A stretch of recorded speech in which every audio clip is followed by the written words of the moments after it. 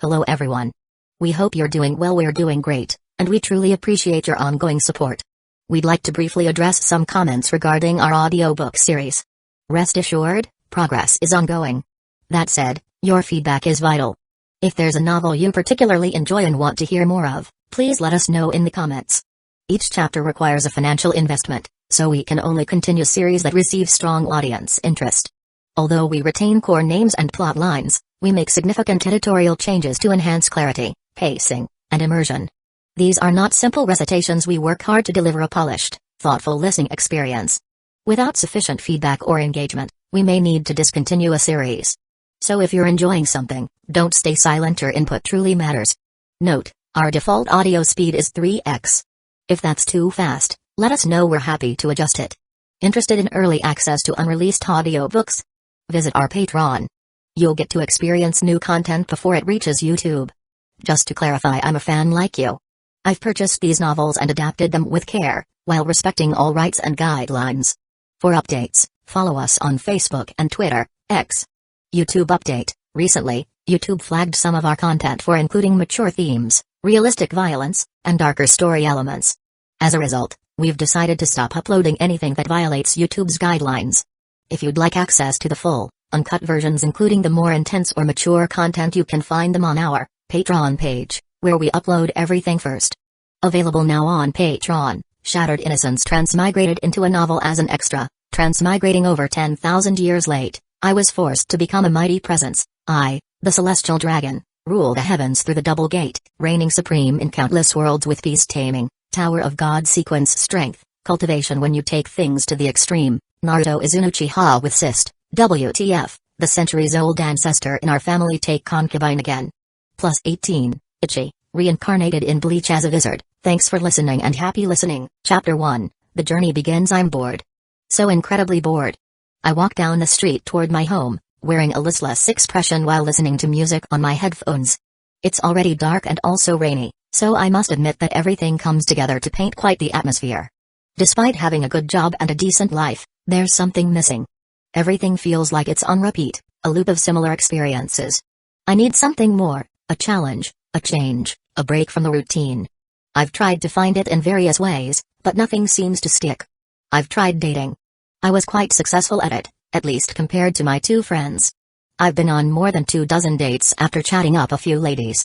After a while I realize that each conversation is a regurgitation of the same themes, just voiced by different faces: complaints about work, frustrations with family, plot of the newest Netflix show, and vague plans for the future that sound strikingly similar to everyone else's. It's like I'm stuck in a loop, where each interaction blurs into the next, lacking any real spark or depth. I don't really blame my dating partners, though. It's not like I can offer anything more interesting. In my humble opinion, the real culprit is the world itself, which is just so incredibly boring. Career? An endless grind that makes me daydream about quitting my job every other hour. The monotony of office life is simply suffocating. My power-tripping boss is a constant presence as well, perpetually breathing down my neck to make sure I don't forget my place in the pecking order. I utterly detest every second of it. Sure, it pays the bills, but at what cost? My time, energy, individuality, and joy, my life. I want to be my own boss. I want to explore and go on adventures. I want to meet unique, interesting women. I want power, personal might. I've always been drawn to stories where personal strength leads to something more than just a routine existence. Worlds where people can change their destinies through sheer determination and skill. And I don't mean it like Ainz, getting straight up teleported into a level 100 avatar with a devoted cast of servants. I don't need that. Or rather, I don't want that. I want to achieve everything with my own strength. Even if it has a high possibility of me dying in a ditch, I would still jump at the chance to try myself. Oh, there's a puddle in front of me. I have to go around it, or my Kobe Black Mamba Edition sneakers will get wet. Fuck it. I'm very moody at the moment anyways. I step into it, expecting a splash. Instead, the ground gives way beneath my feet, and I fall. I keep falling. Why am I falling? It was a small puddle made of rainwater. How is this possible? Wait. This is just too much of a coincidence. I just wish to be taken to a different world, and immediately afterward, this illogical shit happens? There's no way you can convince me that this isn't related. My excitement subsides as I start drowning. I'm in a puddle of water, after all. Well, I say water, but is it really water? It's black, And now that I think about it, the texture is way different. Slimy and a lot less liquidy, almost solid. Quest, survive for a minute, reward, system. Is this really happening? All I asked for was a chance, and albeit very random and dangerous, I did receive it. I will not fumble it. 1 minute? Easy. As soon as I say that, I puke blood. My organs are bleeding. My bones are breaking. My skin is tearing. So the quest wasn't as simple as I had thought. Fuck me. This pain is agonizing. I'm just a normal guy, throwing such a challenge at me without warning is just plain cruel. I try to scream, but nothing comes out. I can't move any of my limbs because all my bones are getting pulverized. I can't see because my eyes literally melted. I can't even feel the slimy texture because my skin peeled off from my muscles. Speaking of muscles, they are also getting torn to shreds. Something is wrong with my brain too, it feels all mushy. Let's not even mention my heart, it's like 1,000 needles are piercing it. How am I still conscious? How am I still alive? I don't know, I don't understand anything at all. All I can do is focus on my survival. I grit my now non-existent teeth and bear with it all. I asked for this. Well, something like this. I asked for a world of the supernatural. I'm clearly getting it, albeit in a very twisted way. Visions flash through my mind, glimpses of a world far beyond my imagination. Towering mountains crowned with ice, dense forests teeming with life, and ancient ruins whispering secrets long forgotten. A world ripe for exploration, brimming with potential and peril. Amidst the chaos, memories surface unbidden. My parents' faces, their kind smiles and words of encouragement. I hope no one will capitalize on their warm hearts to scam them. I hope my 2 nerdy friends will finally get some puss. God knows they need it. Unknown amount of time passes. Seconds, minutes, hours. I can't tell. The pain is finally subsiding. I no longer hear tearing and breaking anywhere. I can move my arm around. I can feel my legs. My feet are planted on solid ground. The darkness also begins to rapidly recede from my vision, replaced by a light that grows steadily brighter.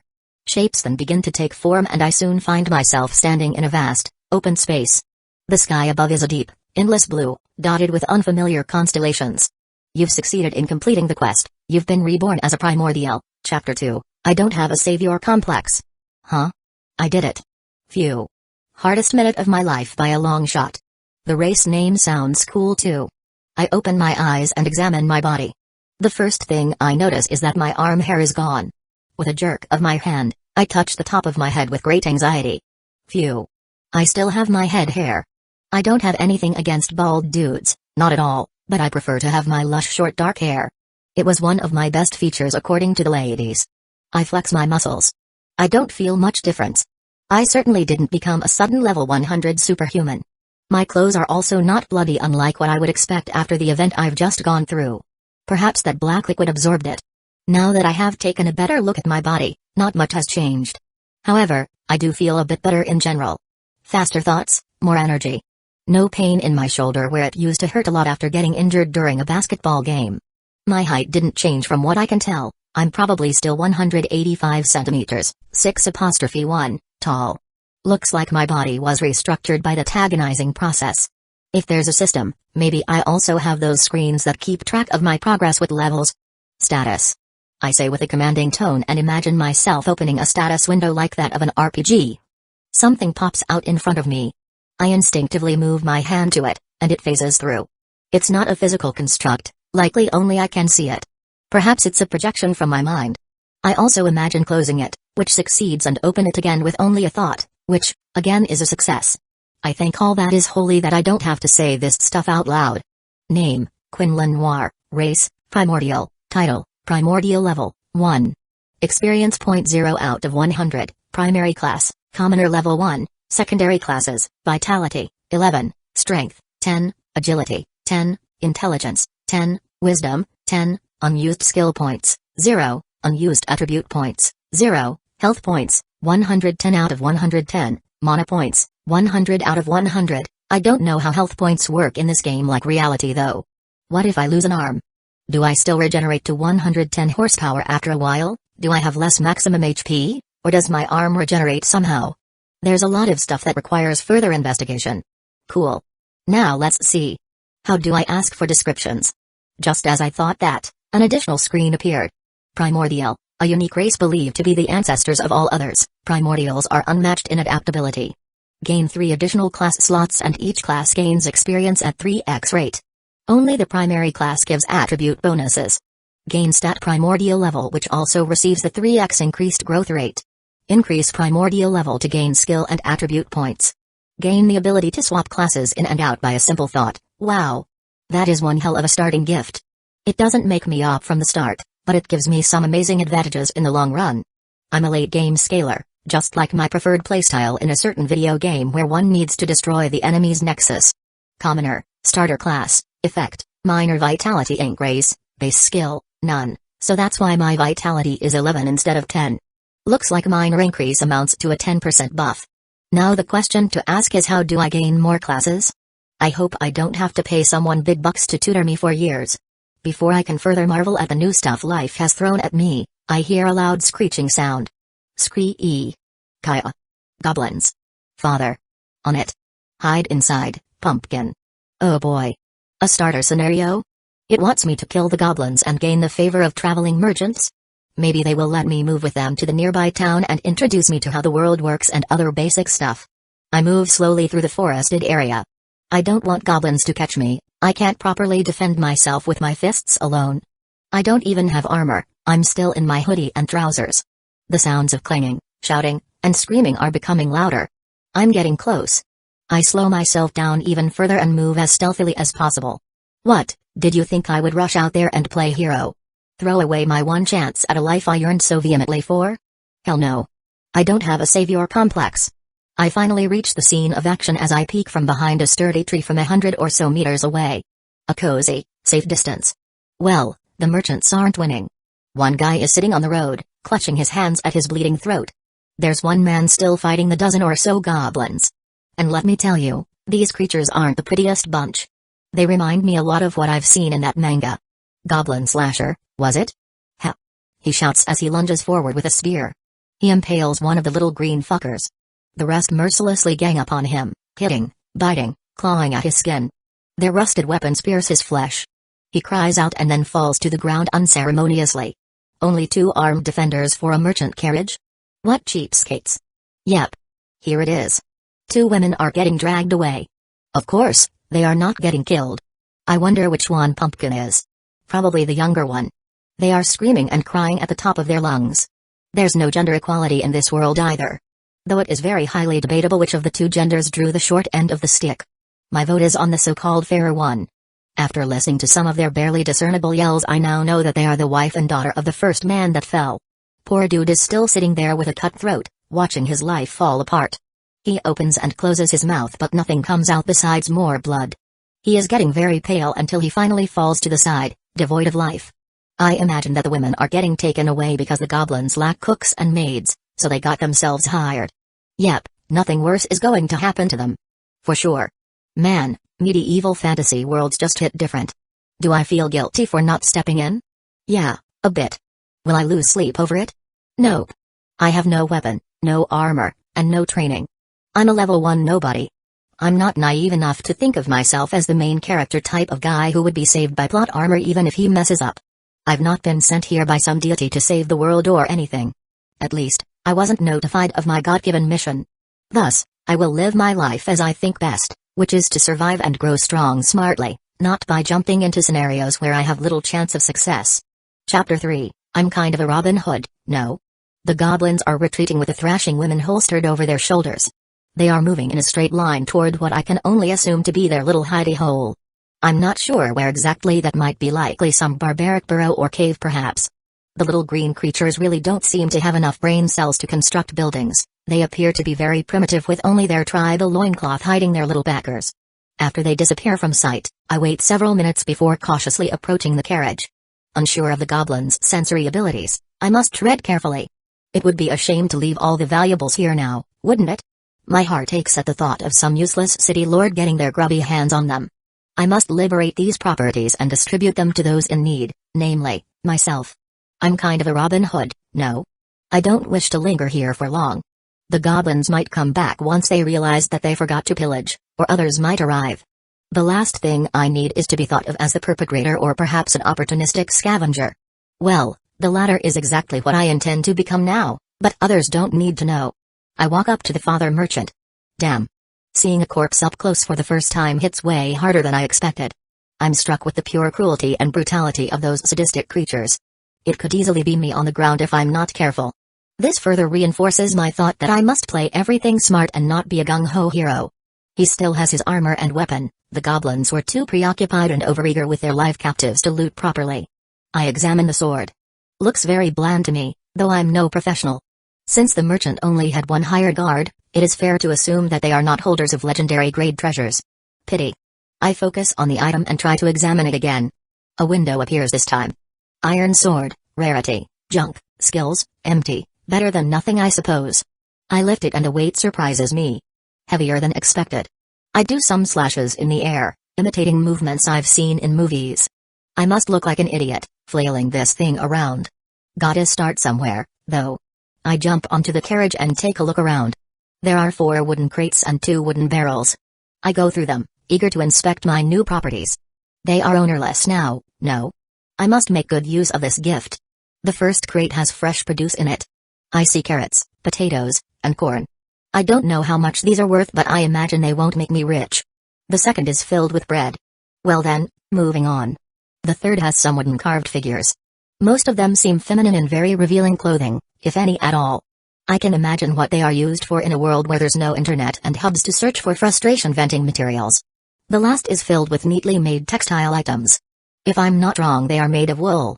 They give a nice feel when I touch them. Very comforting. I can see hats, gloves, scarves, blankets and more. I figure this box is the one holding the most expensive items. Though perhaps the wooden figurines might be a contender, I don't know how starved the males are in this world. Maybe they are in short supply. I can easily see people having large collections of them in various compromising poses and revealing clothes. I move on to the barrels. The first is filled with flour. The second with some ale. Smells disgusting. I wouldn't pay for such quality in a bar, that's for sure. I'm somewhat disappointed. They could have been filled with better stuff. I remind myself that beggars can't be choosers, thus I accept them with gratitude. I bow towards the dead merchant multiple times while clapping my hands together. May you rest in peace. Next to the crates, I find a bag. It is filled with food portions and a water skin. I imagine these were their provisions for the trip. I holster the bag over my shoulder. New class unlocked, thief, hey. It's ownerless. What's your issue? Damn. Realization hit me then. The women are still alive. That's why I didn't get this class when I grabbed the dead guy's sword from the ground. I inspect the class details. Thief, basic evil class, effect, minor agility increase, base skill, lesser stealth. I focus on the skill. Lesser stealth, makes the skill user slightly harder to detect. More effective in dimly lit areas, activation, uses 30 MP and lasts for 20 minutes, so this is not one of those hide in plain sight top abilities. Better than nothing, that's for sure. I equip it as my primary class, making commoner secondary. My vitality decreases back to 10 and my agility goes up to 11. As far as I can tell, there's no drawback to having a class that is of criminal origins. At the very least, I didn't get a notification of a bounty being placed on my head or something along those lines. I continue on with my process of liberating items from those that no longer need them and giving it to those that are in need. The guard spear is also a simple iron one as well. I try taking their armor off their bodies, but I don't know how, and I'm very close to puking from their odor and general state of being dead. I will probably get used to this soon, but since the armors are bloody and look to be made very poorly, I stop fiddling around with them. Inside the merchant's coat pocket I found a small leather pouch. It is holding 24 bronze coins and 3 silver ones. I don't know their worth, but hard cash is always welcome in my books. One by one I lift the crates off the carriage. Man, honest work sure is backbreaking. I start sweating under the merciless gaze of the sun. I take my hoodie off and tie it around my waist with its sleeves. Chapter 4, Securing my loot. I would love to just get on the carriage and drive it, but that would get me in trouble at record speed. What if they ask me where I'm from? I don't know a single settlement's name. I also must look suspicious to these rag wearers with my high-quality apparel that is clearly not manufactured with methods available in such a primitive world. What's more, I can't even drive the carriage. I take a glance at Mr. Merchant. It would be smart to take his clothes and equip them instead of my 21st century modern apparel, but you will never catch me looting a corpse's bloody rags to wear them. Nope, zero chance. Well, I did take the merchant's belt, which also hoisted the sword scabbard in the end. Holding the sword in my hand for who knows how long wouldn't be ideal. Then I took the crate which held the textiles to where I was hiding while watching the scene. After thinking a bit, I decide to take them even further away, as I don't know if the guards or police or whatever it is they call them here would investigate the surroundings. After some searching, I found a nice hole that was surrounded by bushes and other forest foliage. I grunt as I place the box down. It really is heavy. On a positive note, I discovered that my new body is much better than my old one, despite it being nearly identical at first glance. I regain my strength faster. I sweat less than I should. My back and arms, which were hurting a bit from the strain of this laborious activity, quickly regained their full vigor. Amazing. The process takes about 15 minutes per box, give or take a few. Every time I move back to the road, I wait half a minute while still hidden to check if anyone is coming. I put 2 wood figurines and 2 textile products, 1 hat and 1 glove, into my bag to take with me. I intend to ask for their worth in a bigger settlement. I hope I can find one today. Once I'm done, I place some fallen leaves and branches on the boxes for good measure. Sadly, I don't have a shovel to bury them with dirt. I can only hope no one finds my valuables. Thief level 1 to 2. Oh. Nice, I got a level up. It didn't appear when I took them off the carriage, only once I secured them in a hidden spot. It is then safe to assume that simply stealing stuff is not enough. I need to secure my new loot. Of course, that is if I wish to level up my thief class. Stealth is up and, well, I'm very happy to steal from the undeserving rich. I'm somewhat of a Robin Hood after all, without the redistributing to the masses part. I would certainly rather be a thief than a farmer or construction worker. For one final time I return to the carriage. I pick up the guard's spear, and upon closer examination I realize that his helmet is still usable and, most importantly, spotless. I strap the helmet onto my head, feeling a slight comfort knowing I have some bare-bones protection now. It's not a perfect fit, but it will have to do. With the spear in hand, I look around the scene one last time. The blood on the ground is already attracting flies, and the forest is eerily quiet. I need to move quickly. I don't want to wait in this shady place any longer than absolutely necessary. I decide to remain hidden in the forest and travel through the trees rather than walk on the road, moving slowly and cautiously. My goal is to find a settlement where I can assess the value of my newfound items and possibly purchase some essentials. The sun is still high up in the sky, so I should have enough daylight to reach one such place. Unless the sun itself works differently in this strange land. The brutal reality of this world serves to provide a very grim contrast to my previous life. Yet, there's a part of me that feels an immense amount of excitement. The strange feeling my new primordial body provides me, combined with the mystery of this world's intricate game-like mechanics, and the potential to become an incredibly powerful individual, all of it combines to create a sense of purpose I've never felt before. This is exactly what I have been wishing for years. What I was so greatly missing from my mundane life. After a couple of hours of walking, I spot a large, imposing structure in the distance. As I get closer, I realize it's a town, fortified with sturdy walls. It looks well defended. I slow my pace down to a complete halt, deciding it would be best to observe from a safe distance before making any decisions. I find a hidden spot in the forest where I can watch the town without being seen. The town is overflowing with activity. I can see people moving in and out of the gates one after the other, and many guards are patrolling the walls. It's a lively place, but also intimidating for someone like me who knows little about the world and has no established identity. I spend hours observing while my mind is busy racing with possibilities. What kind of story should I come up with? A wandering traveler looking for work? A displaced villager seeking refuge? Perhaps I could pose as a simple merchant, though my lack of goods and experience might give me away instantly. The town is big enough that blending in should be possible, but I need to be careful. Chapter 5. I knew it was too good to be true. With the sun sinking below the horizon, stretching shadows across the forest and town, I realize it's time to act. Equipped with the guard spear held in my hand and the helmet fastened tightly on my head, I emerge from my hiding place. The strong walls of the town appear larger and more threatening the closer I come to them. I cautiously advance, hugging the tree line until I reach within a few hundred meters of the gate. From this distance, I see the guards switching shifts. Perfect? The transition period means they're less attentive, more focused on their own routines than on a lone traveler approaching. I feel my heart beating fast as I approach the gate, attempting to seem harmless. The guards talk to each other without paying much attention to me. I clear my throat and raise my hand in a friendly wave. Evening, traveler, one of the guards calls out, stepping forward with a lantern. What brings you to Aldoria? Aldoria, I think. Good to know the name of the town. Good evening, I reply, keeping my voice steady. I'm a wandering traveler, seeking work and a place to rest. My name is Quinlan. The guard eyes me suspiciously but nods. You're not the first opportunist migrant wannabe we've seen today. Where are you from? I conjure up a rather relatable story. I come from a small village far to the north. My older brother inherited everything, and after a big fight, I decided to leave and seek my own fortune. I've been traveling the country since then, stopping at settlements along the way. A few days ago, I was told Aldoria is a good place to find work, so I decided to try my luck. The guard seems to accept my explanation, albeit grudgingly. Fair enough. We could use all the help we can get. Head on in, but don't cause any trouble. No entry fee? Unexpected. Just then, another guard grabs my shoulder. Excuse me, sir, my comrade is new. He used to work as a knight but got demoted for bad conduct.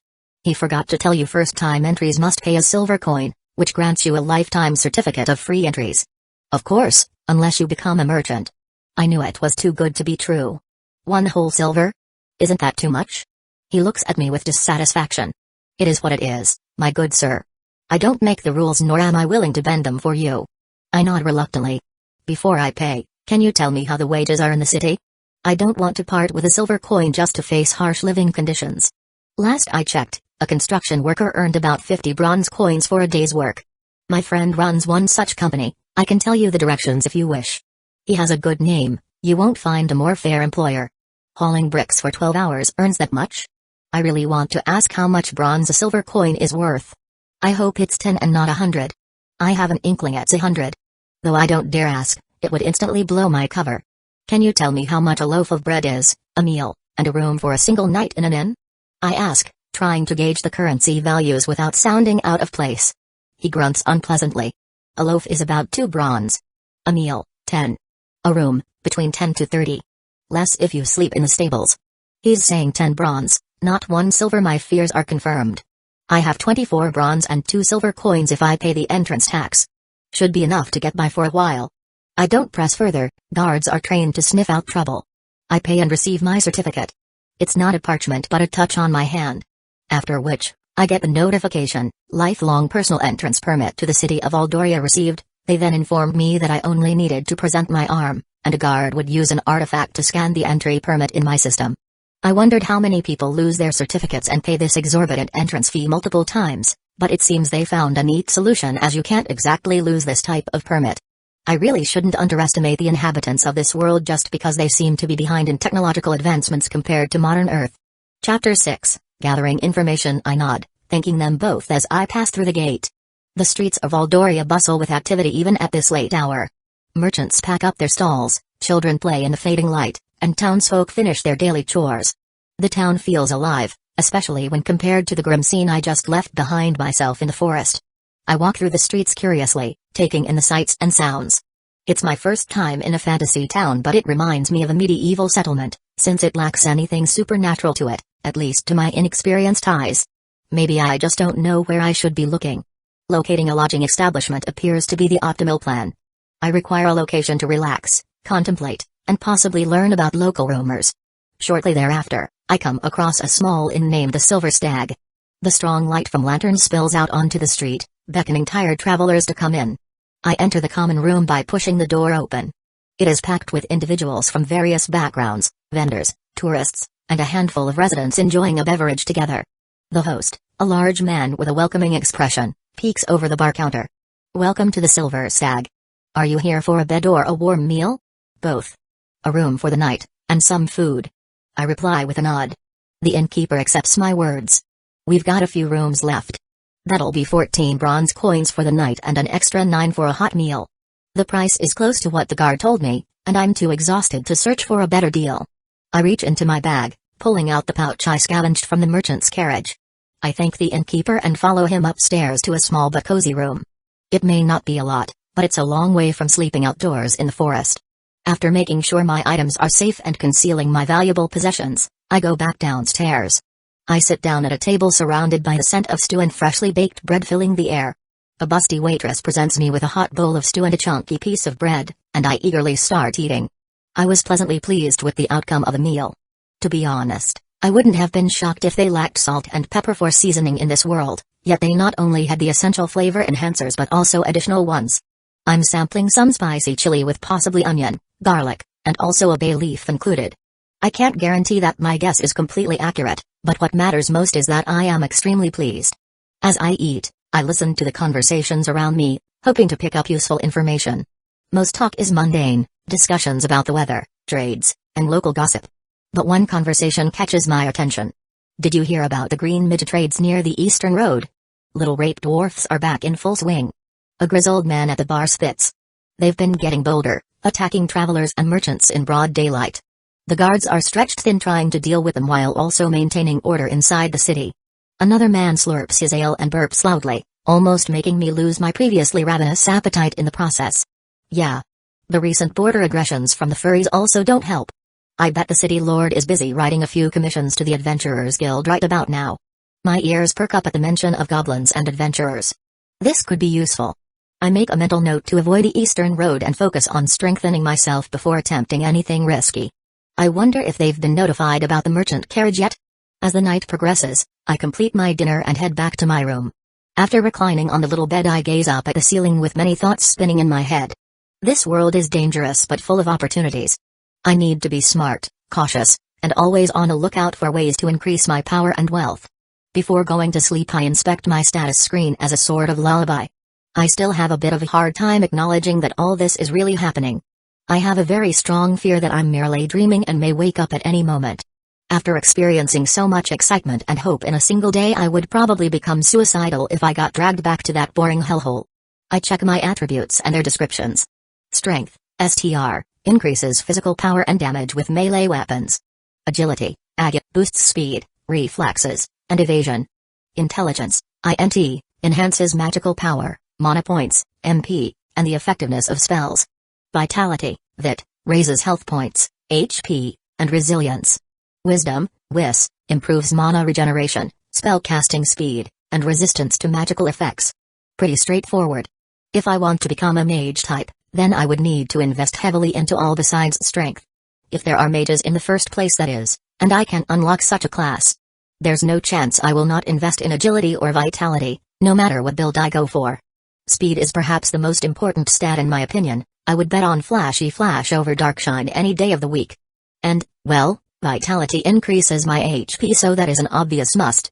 I highly doubt I can just respawn after death, so I can't become some glass cannon type. One trap or sneak attack and I'm a goner.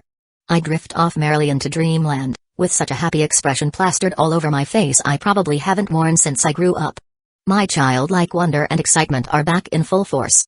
Chapter 7, Medieval Hygiene. Here we go, Day 2. The next morning I wake up feeling more refreshed than I ever would have expected considering the circumstances. I haven't felt this energized in a long time, which is rather funny considering that I just slept in the worst bed of my life, without even washing myself beforehand. I then look around the room and realize how basic it is, containing only a bed, a small table, and a couple of chairs. The walls are bare, and there is only one window with a wooden covering. It's a long way from the conveniences of Earth. I truly begin to yearn for certain comforts from home, like a daily soak in the tub or a restroom with proper plumbing. I also can't help but worry about my teeth rotting. I'll have to look around the town later, maybe they do have something similar or at least passable replacements. I get out of bed and stretch, feeling the muscles in my body responding more energetically than they ever did back on Earth. It provides a small solace in this odd world. I tossed some water from the sink onto my face, in an attempt to fully rouse myself.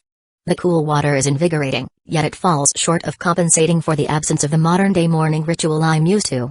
I choose to go downstairs to the communal area, longing for breakfast. As I make my way down, the innkeeper greets me with a nod. "Morning," he says. "Sleep well?" "Yeah. Do you have any breakfast available?" He shakes his head apologetically. "We don't. I recommend you head to the bakery down the road. My son-in-law works there, their products are well priced and really tasty." Before heading out I decide to inquire about the local amenities. "Thanks, I will check it out. By the way, do you know where I might find some basic toiletries? A toothbrush, perhaps? Or any place to get a proper bath?" He looks at me curiously. "A toothbrush? Can't say I know what that is, but you can find tooth powder and brushes made from animal hair at the general store." "Damn, that is disappointing. Also a bit disgusting, not gonna lie." He then continues, "As for a bath, there's a public bathhouse a few streets over. It's not luxurious, but it gets the job done. We also provide a similar, more affordable service here. For an extra bronze coin we bring you fresh, warm water in a wooden bucket and a few clean rags to wipe yourself with. Why didn't you tell me that yesterday, old man? I could have used a wiping." I ask with a bit of annoyance in my voice. He looks me up and down curiously. I'm sorry, sir, for my incorrect assumption. You looked pristine clear. I thought you wouldn't need a bath for the next week. Fuck me. Medieval hygiene, here we go. Thanks for the information, I say, trying to hide my discomfort. Having resolved that, I leave the inn and enter the busy streets of Aldoria. The town is coming to life, with vendors preparing their booths and residents going about their usual activities. Inhaling deeply, I experience a blend of anticipation and nervousness. This is a fresh realm, brimming with risks and possibilities, and I plan to seize them all. I easily locate the bakery by following the directions given by the innkeeper. My stomach rumbles as the delightful scent of newly baked bread wafts through the air. I enter and am welcomed by a young man at the counter who I guess is the innkeeper's daughter's husband. Good morning. What can I get for you? He asks cheerfully. Morning. I'll take whatever pastry you recommend, I reply, hoping to get a sense of the local cuisine. He hands me a sweet-smelling pastry. That'll be 1 bronze coin. Can I pay with a silver coin? I have a single bronze coin left so I could pay the exact price, but I really want to find out how much a silver coin is worth. He glares at me for a second before relenting. Yes, sir. He then brings a pouch out and counts 99 bronze coins. Yep, my guess is confirmed. A silver coin is worth 100 bronze coins. I pay him and take a bite of the pastry as I leave. It's surprisingly delicious, filled with a sweet fruit jam that I can't quite identify. The bread is fresh and hearty, perfect for a quick breakfast bite. With my hunger satisfied and my new toiletries in my bag, I step out of the store, taking a moment to count my remaining coins. I have 1 silver and 100 bronze coins left. Not a fortune, but enough to get by for now. I decide to explore Aldoria further, hoping to find opportunities and get a better understanding of this place. I soon come face to face with many vendors selling their goods, artisans busy in their workshops, and individuals navigating the streets in a steady stream. It is a lively, busy city. Something I failed to observe yesterday but is noticeable today is the widespread presence of slavery. Roughly every 7th person I see has a collar around their neck. The collars aren't linked to chains, almost like fashion accessories rather than tools of oppression. I suppose they must be magically bound to ensure loyalty, eliminating the need for physical leashes. This greatly piques my interest. If slaves are indeed magically bound to be loyal, they could be invaluable. Equipping one with a sturdy shield could allow me to level up safely by having them take the brunt of the attacks while I look for opportunities to strike with my iron spear. But first things first. I need to get a price estimate for the goods I scavenged from the merchant's carriage. 2 wooden figurines and 2 wool products are nestled in my backpack, and I have no idea what they might be worth. Selling them would give me a clearer picture of the local economy and help boost my finances. Chapter 8, Fencing the Loot. I make my way through the crowded market, scanning the stalls for a merchant who deals in varied goods. After a few minutes, I spot a stall that seems promising. The merchant is a middle-aged man with a friendly but shrewd expression, his stall filled with a mix of items, trinkets, cloth, wooden crafts, and various odds and ends. Good morning, I greet him as I approach the stall. Morning, he replies with a nod. Looking for something special? Actually, I have a few items I'd like to get a price estimate for, I say, pulling the wooden figurines and wool products from my backpack. Could you tell me what these might be worth? He examines the items carefully, and after a few moments he looks up at me. You bought them from Cedric, right? Poor bloke got himself killed yesterday. Fucking disgusting gobos. No way. I just spoke with him a few days ago. I feign shock and bewilderment. Shit. This means that the merchant, Cedric, was well known around here. I can't sell the crates I pillaged from him in this town or I'm instantly busted. He shakes his head. Sorry, lad. I've seen his corpse. It's sadly true. I'm in big trouble now, I have lost a big supplier. I'm sorry, and especially sorry for his family, then. Were you the only merchant he supplied? He glances at me curiously but thankfully doesn't seem suspicious. Yeah, we had a deal that I would buy all his figurines and wool products he can't sell in his village. Nice. That means he should be unknown a few towns away from here. I need to rent a carriage with a few mules and at least 3 guards. But how will I explain to them that we need to stop at the forest and haul the crates that are holed up under leaves and branches on board? I need to find some men that aren't the cleanest bunch. But then they could turn on me to steal the wares for themselves. Damn, what a difficult situation. Fencing those stolen items might prove very hard. Furthermore, the perishables will rot probably by the time I get to them. I see. Once again, I'm sorry for your loss. Could you still give me a price estimate for these items? Yeah, don't worry about it, lad. Part of running a merchant business. Sometimes life strikes hard, All we can do is make the best of the situation. As for your wares, the figurines are worth around 70 bronze each, the wool products are about 25. Wait, don't tell me that the fat materials are worth this much more. The boys are thirsty in this town. No maidens? Well, they are actually rather intricately carved, maybe it requires multiple hours of effort from a skilled artisan. Poor construction worker dude works for 12 hours of his back-breaking heartless job and can't afford a single figurine. What a life. However, that means I have a small fortune sitting in that hole. I didn't count that there were at least 25 figurines in that crate. With the wool crate's value added together there should be more than 20 silvers worth of items. Can I take it as an offer from you, or only an estimate? I'm ready to pay those prices. I know that I might look a little cunning, but I didn't scam you. I'm feeling rather depressed due to Cedric's death. I'm in no mood to make a killing with his products. He was a great family man, artisan, and an amazing friend. The total is 190 bronze coins. Here, take these 2 silver ones instead. I thank him for his generosity and part with the products. After doing so, I receive a notification, new class unlocked, Merchant, basic class, effect, minor wisdom increase, base skill, lesser bartering, slightly boosts the user's chance of bartering for a better price while selling or buying items. Nice. I can use that skill the next time I trade. With that out of the way I say goodbye to the moping merchant. Now I have 3 silver and 96 bronze coins. As I continue to explore the town, I start to form a plan. My first goal is to find a way to safely level up and increase my strength and skills. Buying a slave as a shield bearer could be a viable strategy, but I need to gather more information about the local practices and ensure I'm making a wise investment. I decide to head towards the central square, where the town's main bulletin board is located. It's a good place to find job postings, notices, and general information. As I approach, I see a crowd gathered around the board, reading the various postings. I scan the board, looking for anything that might be of interest. There are job listings for laborers, announcements of upcoming events, and notices about local laws and regulations. One particular notice catches my eye: Adventurers Guild recruitment drive. Looking for brave souls to join the Adventurers Guild.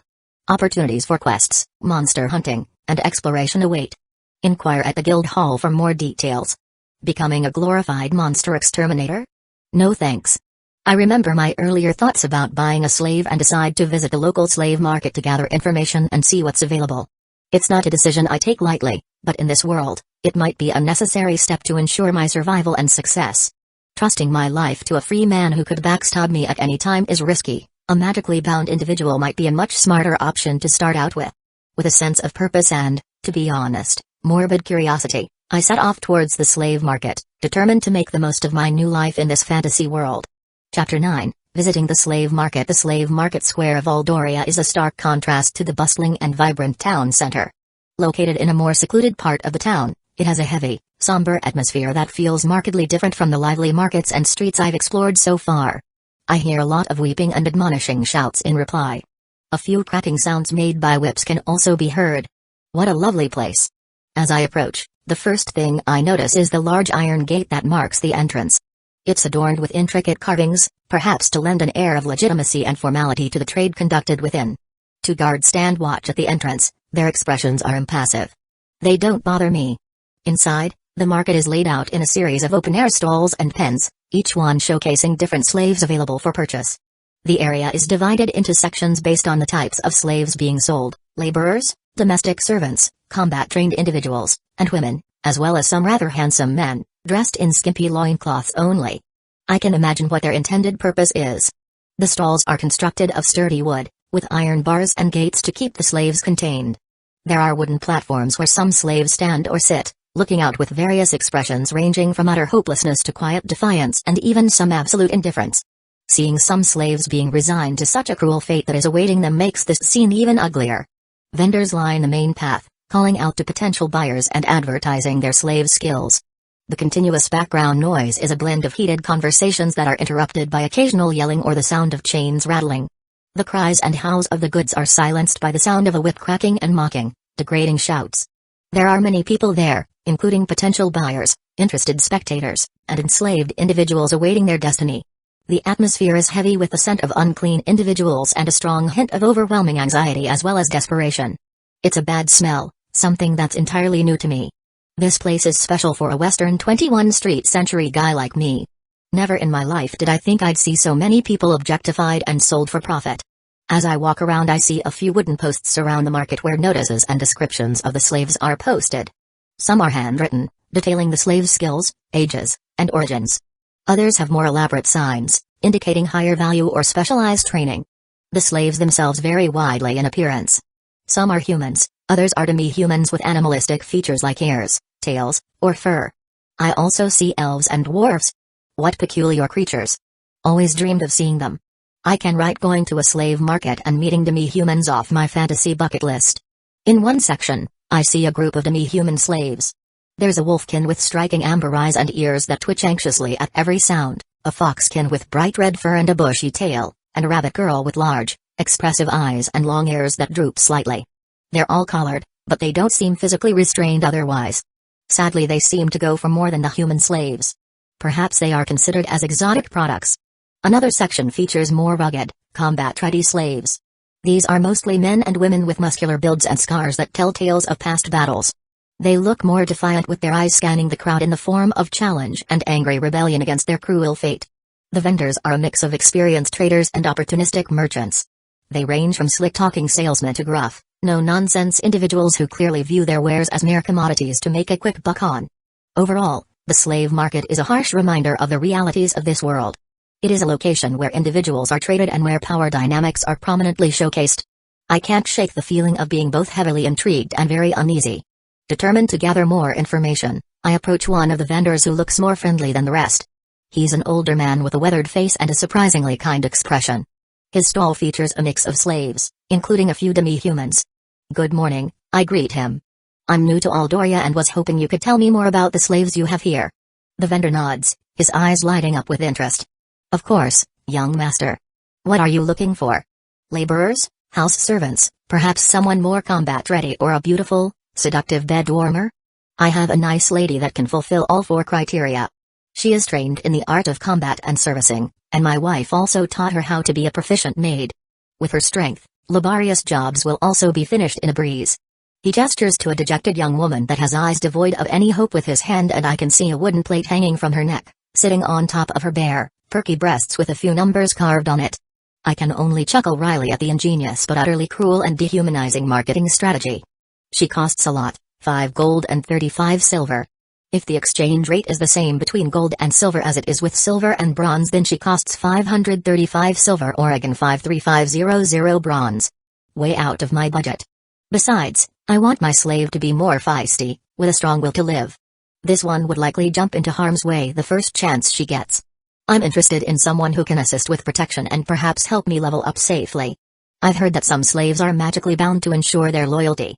Is that true? Chapter 10, Average Slave Price List. The vendor smiles. Yes, indeed. All slaves here are bound by powerful magic to ensure they obey their masters. It's a contract formed by those of us who have a high level in the slave merchant class, a contract that prevents rebellion and ensures loyalty. It's perfectly safe and reliable. I nod, taking in his words. Can you tell me more about the demi-humans? What skills do they typically have? He gestures towards the demi-human section of his stall. Demi-humans are quite versatile. Many have enhanced physical abilities due to their animalistic traits. They can be excellent fighters, trackers, or even workers, depending on their background and training.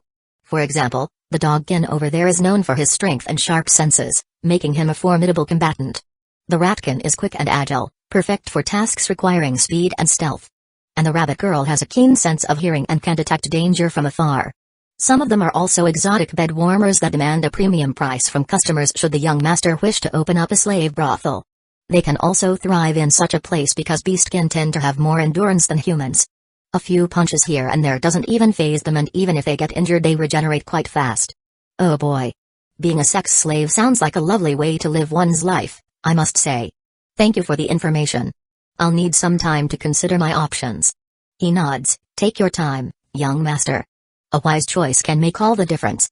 With that, I step back and continue to explore the market as my mind races with possibilities. After an hour of wandering around, I've seen most stalls and inspected their offerings. I feel confident in creating an average price list estimate. Crippled good-for-nothings, 1 to 5 silver simple manual laborers, minus 25 silver well-built manual laborers, with above-average strength, -50 silver. House servants, -25 to 100 silver, varying by experience and appearance. Sex slaves, -25 to 300 silver, with young, beautiful elves reaching over 10 gold, 1,000 silver. Combat slaves, low-level fighters start at 1 gold, with those above level 10 costing 3 to 5 gold, and those above level 20 easily exceeding 15 gold. Mages cost significantly more than non-magic classes. The most expensive slaves are those with both combat and sexual skills, often doubling their price. Young elves also demand a hefty premium due to their longevity, serving for generations if well kept. Unless I want to waste my money to house and feed a crippled old man or woman, I can't afford anything here, but it was definitely worth the time and effort to come here. I gained a lot of information and also had the chance to experience such a surreal, otherworldly place. As I leave through the gates, my attention is caught by a large mansion that also deals with slaves. The sign above the entrance reads House of Oleron. In contrast to the chaotic and dirty market stalls, this establishment appears to be both elegant and neat, emitting an aura of refinement and affluence. The well-preserved front of the mansion, that's featuring large columns and carefully designed gardens, stands out among the other buildings in the place. Even though I know I don't have the money for anything, my curiosity compels me to take a look. I boldly climb up the stone stairs and push through the weighty wooden doors. The inside is as magnificent as I imagined, shiny marble floors, detailed tapestries, and stylish chandeliers emit a cozy light. There are no slaves visible in sight. The only person I notice is an elderly woman cleaning the floor. A well-dressed attendant greets me with a courteous bow. "Welcome to the House of Oleron. How may I assist you today?" "Thanks, but I'm just browsing." "That's completely fine with us. However, our goal is to offer a personalized and confidential experience for our potential customers. If you come with me, I'll lead you to a private room where one of our merchants will meet you soon." Impressed by the top-notch service, I accept and soon find myself trailing behind the staff member through a hallway adorned with luxury. He guides me to an elegant, secluded space decorated with cushioned couches and a small table. The warm lighting in the room contributes to a calming ambience, complementing the tasteful decor. "Please feel at home. My coworker will be with you in a moment," the attendant states while gesturing towards the seats. I do as told and patiently wait, all the while admiring the sophisticated room. A few minutes later the door opens and a man in stylish clothing walks in. He possesses a crisp, businesslike presence and holds a leather-bound notebook in his right hand. "Good day, young sir. I am Marcus Oleron, one of the senior merchants here at House of Oleron. How can I assist you today?" "Oh, is this a family business? I'm interested in learning more about the slaves you have available. Though I'm not currently in a position to buy, I'd like to understand the skills and backgrounds they possess so that I can make an informed decision once I come back with funds." Marcus nods understandingly as he takes a seat on the sofa positioned in front of mine with the table standing between us. "Of course. We cater to a wide range of needs and can provide slaves with various skills and expertise. Could you specify any particular qualities or abilities you're looking for?" I ponder for a moment. I'm interested in individuals who could serve in both combat and support roles. Perhaps someone with healing abilities or proficiency in melee combat. Making a note in his ledger, Marcus responds, "We have a few candidates who might meet your criteria. Would you like to see their profiles?" "Yes, please." He opens the ledger and begins describing several slaves, each with their painted portrait accompanying their details. Chapter 11, Please wait, kind sir. He opens the ledger and begins describing several slaves, each with their painted portrait accompanying their details. Name, Seraphiel. Race, elf. Skills, herbalism, archery, healing magic. Class, healer level 18, sex slave. Yes. Background, Seraphiel hails from the ancient elven forests and was captured during an invasion of her nation, Elverdia. Her extensive knowledge of herbs and natural remedies makes her an excellent healer. Proficient with a bow and able to use healing magic, she is valuable in both combat and support roles. Price, 65 gold coins. Name, Laura. Race, catkin. Skills, stealth, hand-to-hand combat, night vision. Class, assassin level 19, sex slave. No. Background, Laura comes from a tribe of feline demi-humans known for agility and combat prowess. An expert in stealth and hand-to-hand combat, she is ideal for tasks requiring discretion and strength. Her night vision gives her an edge in nocturnal operations. Price, 20 gold coins. I listen attentively as Marcus details more profiles.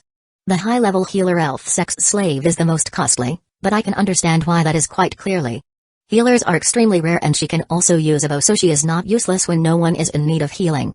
She is also a sex slave and her portrait paints her to look very tantalizing. Furthermore, she is an elf, which means if you buy her contract she will serve you and your descendants for many centuries. Sadly 65 gold coins is just an exorbitant amount for an asking price. Naturally, I can't afford any of these slaves for now, so I move on. Thank you for the information, Marcus. Could you tell me more about how your establishment operates in general? Marcus nods calmly, acknowledging my current financial position yet maintaining the impeccable service expected in such places. Naturally.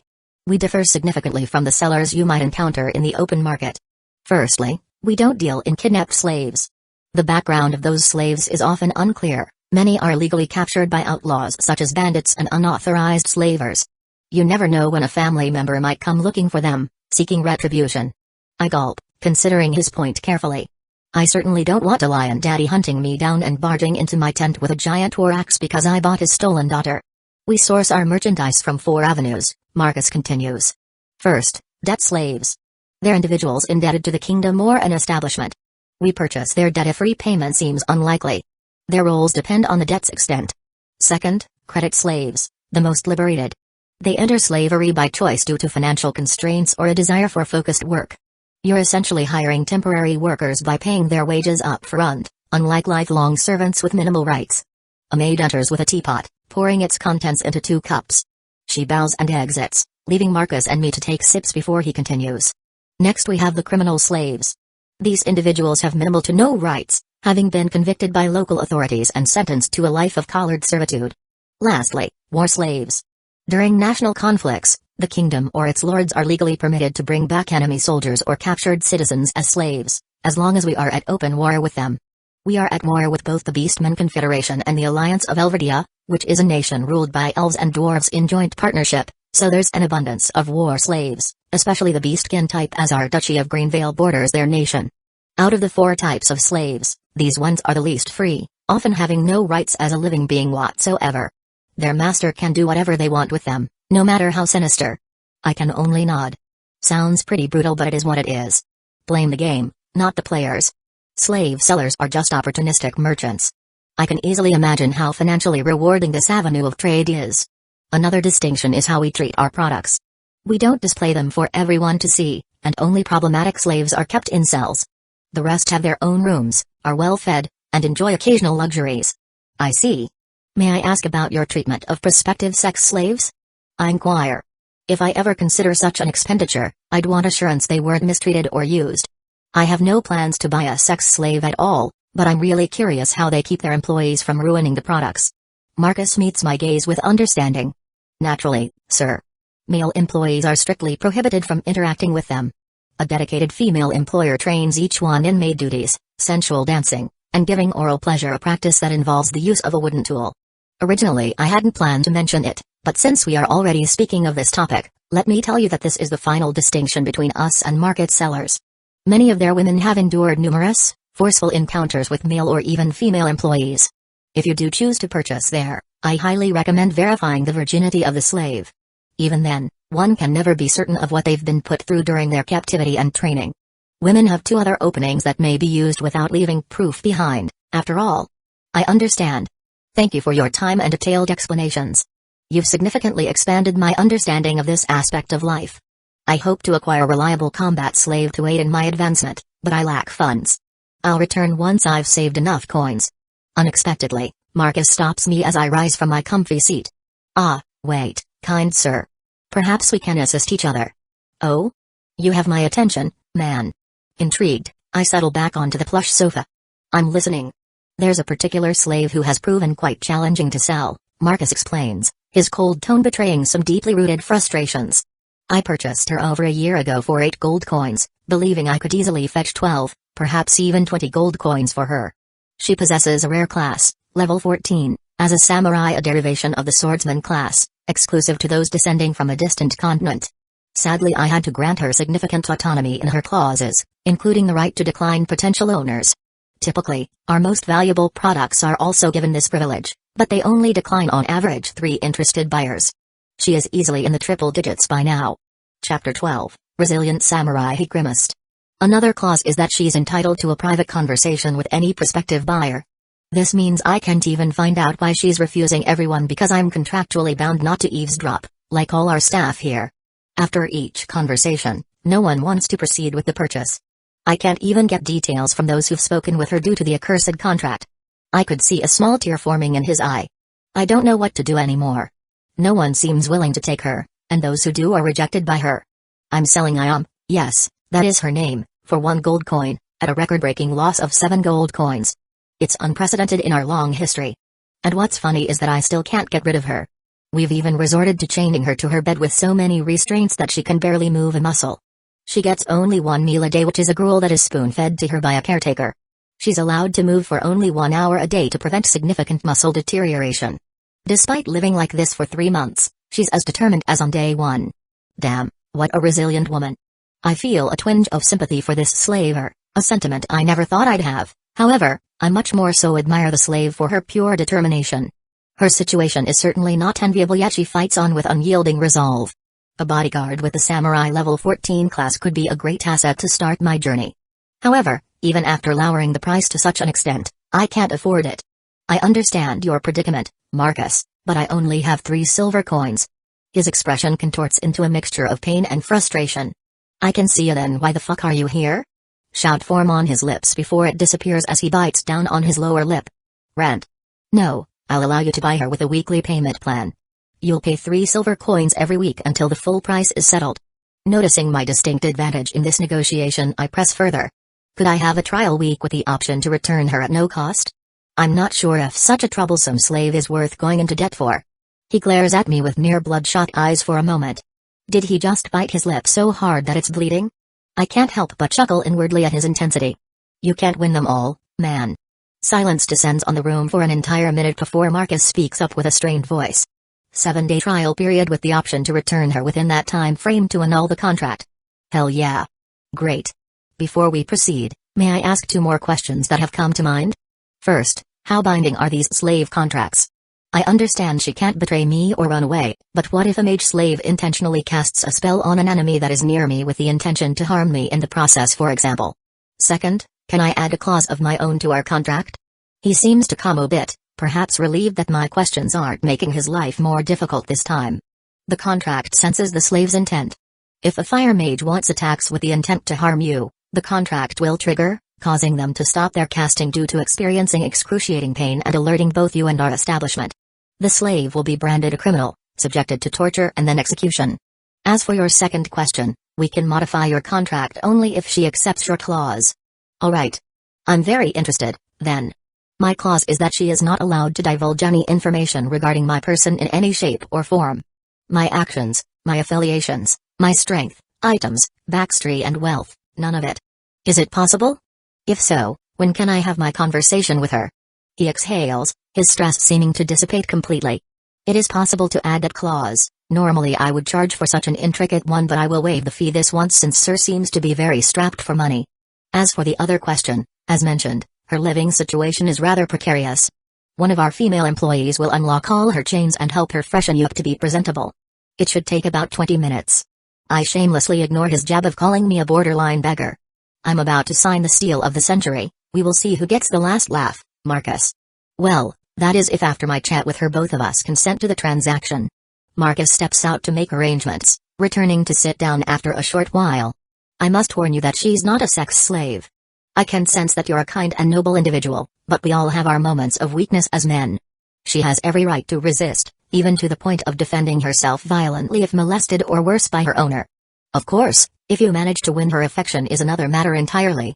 The contract can sense when she mentally consents to your advances, in which case it won't do anything. Sounds fair to me. I'm not some loser in need of resorting to buying a sex slave for companionship.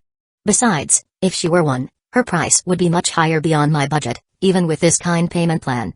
Plus, I suspect that a trial run wouldn't be possible. After the warning, Marcus leaves me alone in the room. I wait patiently, imagining what Ayam might be like. I hope she's as beautiful as I've imagined. I also ponder why she'd choose to endure being chained in a basement cell for months rather than serving as a combat slave. A level 14 samurai would undoubtedly be valued as a skilled teammate, not considered as a mere cannon fodder to be used for a while and thrown away.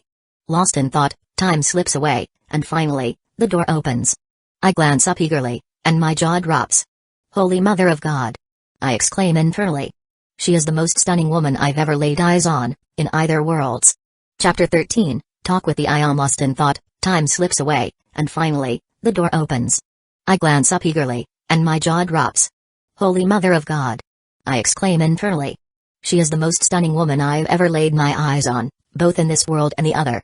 A beautiful young girl walks in who I can only assume to be Ayam, followed by a lady employee caretaker, who bows and leaves once the slave steps inside the room.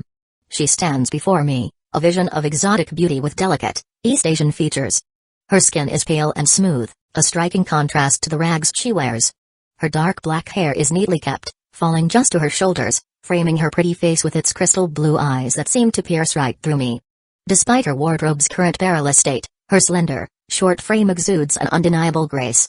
I say she has a slender frame, but that doesn't mean she is flat as a board at all. Even through her rags I can confidently say that she has the right curves in the right places. Thin waist, perky breasts and a tantalizing behind are definitely a given. I wonder why they dressed her in such cheap rags, though. As a combat slave, basic leather armor would be more fitting. Then it hits me they're already selling her at a huge loss. Proper clothing would just be extra expense. At least, the caretaker made her extremely presentable aside from her attire. An iron collar is clasped around her neck, serving as a reminder of her social status. She appears to be rather vulnerable with bare feet lacking any footwear to protect them. Temporarily I am without words due to being utterly mesmerized by the combination of fragility, beauty, nobility, and strength she exudes simultaneously. To put it more bluntly, Ayam is hot as hell. I ain't a simp, so I do my best to gather my composure. After all, if she sees that I'm infatuated before our talk even begins, she might use it against me. This isn't a date, it's a serious negotiation. Hello, Ayam. My name is Quinlan. I understand you have the right to refuse me, but I'd like to get to know you and understand your situation better. Ayam's gaze remains steady. She steps further into the room, and the soft rustle of her ragged attire is the only sound I hear as she takes a seat opposite me. Her demeanor is calm, almost serene, despite the harsh conditions she's endured. Once she is seated and focused on me, I begin. Let's talk. I'd like to hear your story and see if we can find a path forward that suits both of us. Ayam sits gracefully with her eyes never leaving mine. Ask your questions. First, I would like to know why you have refused your previous buyers. What is it that you seek in your potential master? Ayam maintains a steady, calm expression, but a small hint of fatigue is noticeable in her eyes. Before reaching the most important point, I want to make it clear that I am a fighter, not a rare item to be displayed in public. Understandable, she probably had a lot of potential buyers who were more interested in showing off this oriental beauty to their friends than taking her into combat situations. Fair enough. Since we are already on the topic, could you tell me more about your origins? I've not yet seen someone with similar features to yours. She nods. I can't tell you many details because I'm not aware of much either. I don't know if you are knowledgeable about the geography of this world. It is an archipelago with many continental islands scattered around the globe. My clan traces its lineage from a different continent than Iskris, the one we are on now. I don't know how or why, but many thousands of years ago, my clan migrated here. Oh. So we have many continents in this world. How cool. Makes me want to go on adventures and explore all of them. I see. Thank you for expanding my worldview. She doesn't react, so I continue. Your first request, or rather requirement, is completely fine with me. I'm looking for a combat slave to help me level up. I'm very weak and new to the world of fighting, and because of that I have difficulty in trusting my life to a stranger who can backstab me at a single moment's whim. So I would need you to act as a sort of trainer, bodyguard, and mentor figure for me. She narrows her eyes slightly, as if assessing my sincerity. I take that as my cue to elaborate further. I understand that as a beautiful woman, you might prefer a female master. She suddenly interrupts me. No, women are crueler than men in my experience. A male master will stare at me lecherously and use me as eye candy to stroke his ego, while a woman master would get jealous of my looks and all the attention I get just by walking down the streets while minding my own business and make my life infinitely harder. Furthermore, while I never had a master before, in general, I had many bad experiences with women but only minor annoyances with men. One gender wants to ruin me and the other just wants to woo me. Of course, that is not to say that all women are as such. I've had friendly encounters too. Women's jealousy, huh? I didn't think of that. No woman wants to be outshone by her slave. Lucky me then, I suppose. You can outshine me to your heart's content. I joke, which might have resulted in the faintest of smiles appearing on her lips. Perhaps. I'm not sure, as she regained her strict ice princess attitude in the blink of an eye. As I was saying, I will respect your words. I'm a total newbie, so I would value your input greatly. I won't brush your words off just because you're beneath me, so to say. I admit that I'm a proud person, and, As you said, having you as my slave would be stroking my male ego quite a bit, but I find no shame in following your advice. She seems to appreciate my honesty as her narrowed eyes relax once more. Seeing that I readily acknowledged her physical attractiveness and my curiosity about her feminine form likely reassured her that I was not attempting to trick her. I am not a saint, and I have no intention of pretending to be one. I'm pretty sure many men have said they're not interested in her even though their body language showed otherwise. She has interviewed a lot of applicants, so she must be able to spot lies quite easily by now, so I will just be truthful with her. I feel like I must warn you that I'm not only at the very beginning of my journey in attaining levels but also am quite poor. I have no home, I only have a few silver coins to my name, and we will need to pay 3 silver coins weekly for your contract, so our living conditions might not live up to a lady's standards. She smiles clearly for the first time since we met. Even sleeping under the naked night sky would be more accommodating than my current living situation, so that is not an issue for me. In fact, having such a fresh start makes me a bit excited. From rags to riches, as they say. Quite literally in my case, bastards didn't even give me clean rags. She mutters the last sentence under her breath, but I manage to catch it. In the end, I replicate her smile. The conversation is turning out well so far. From rags to riches, I like the sound of that.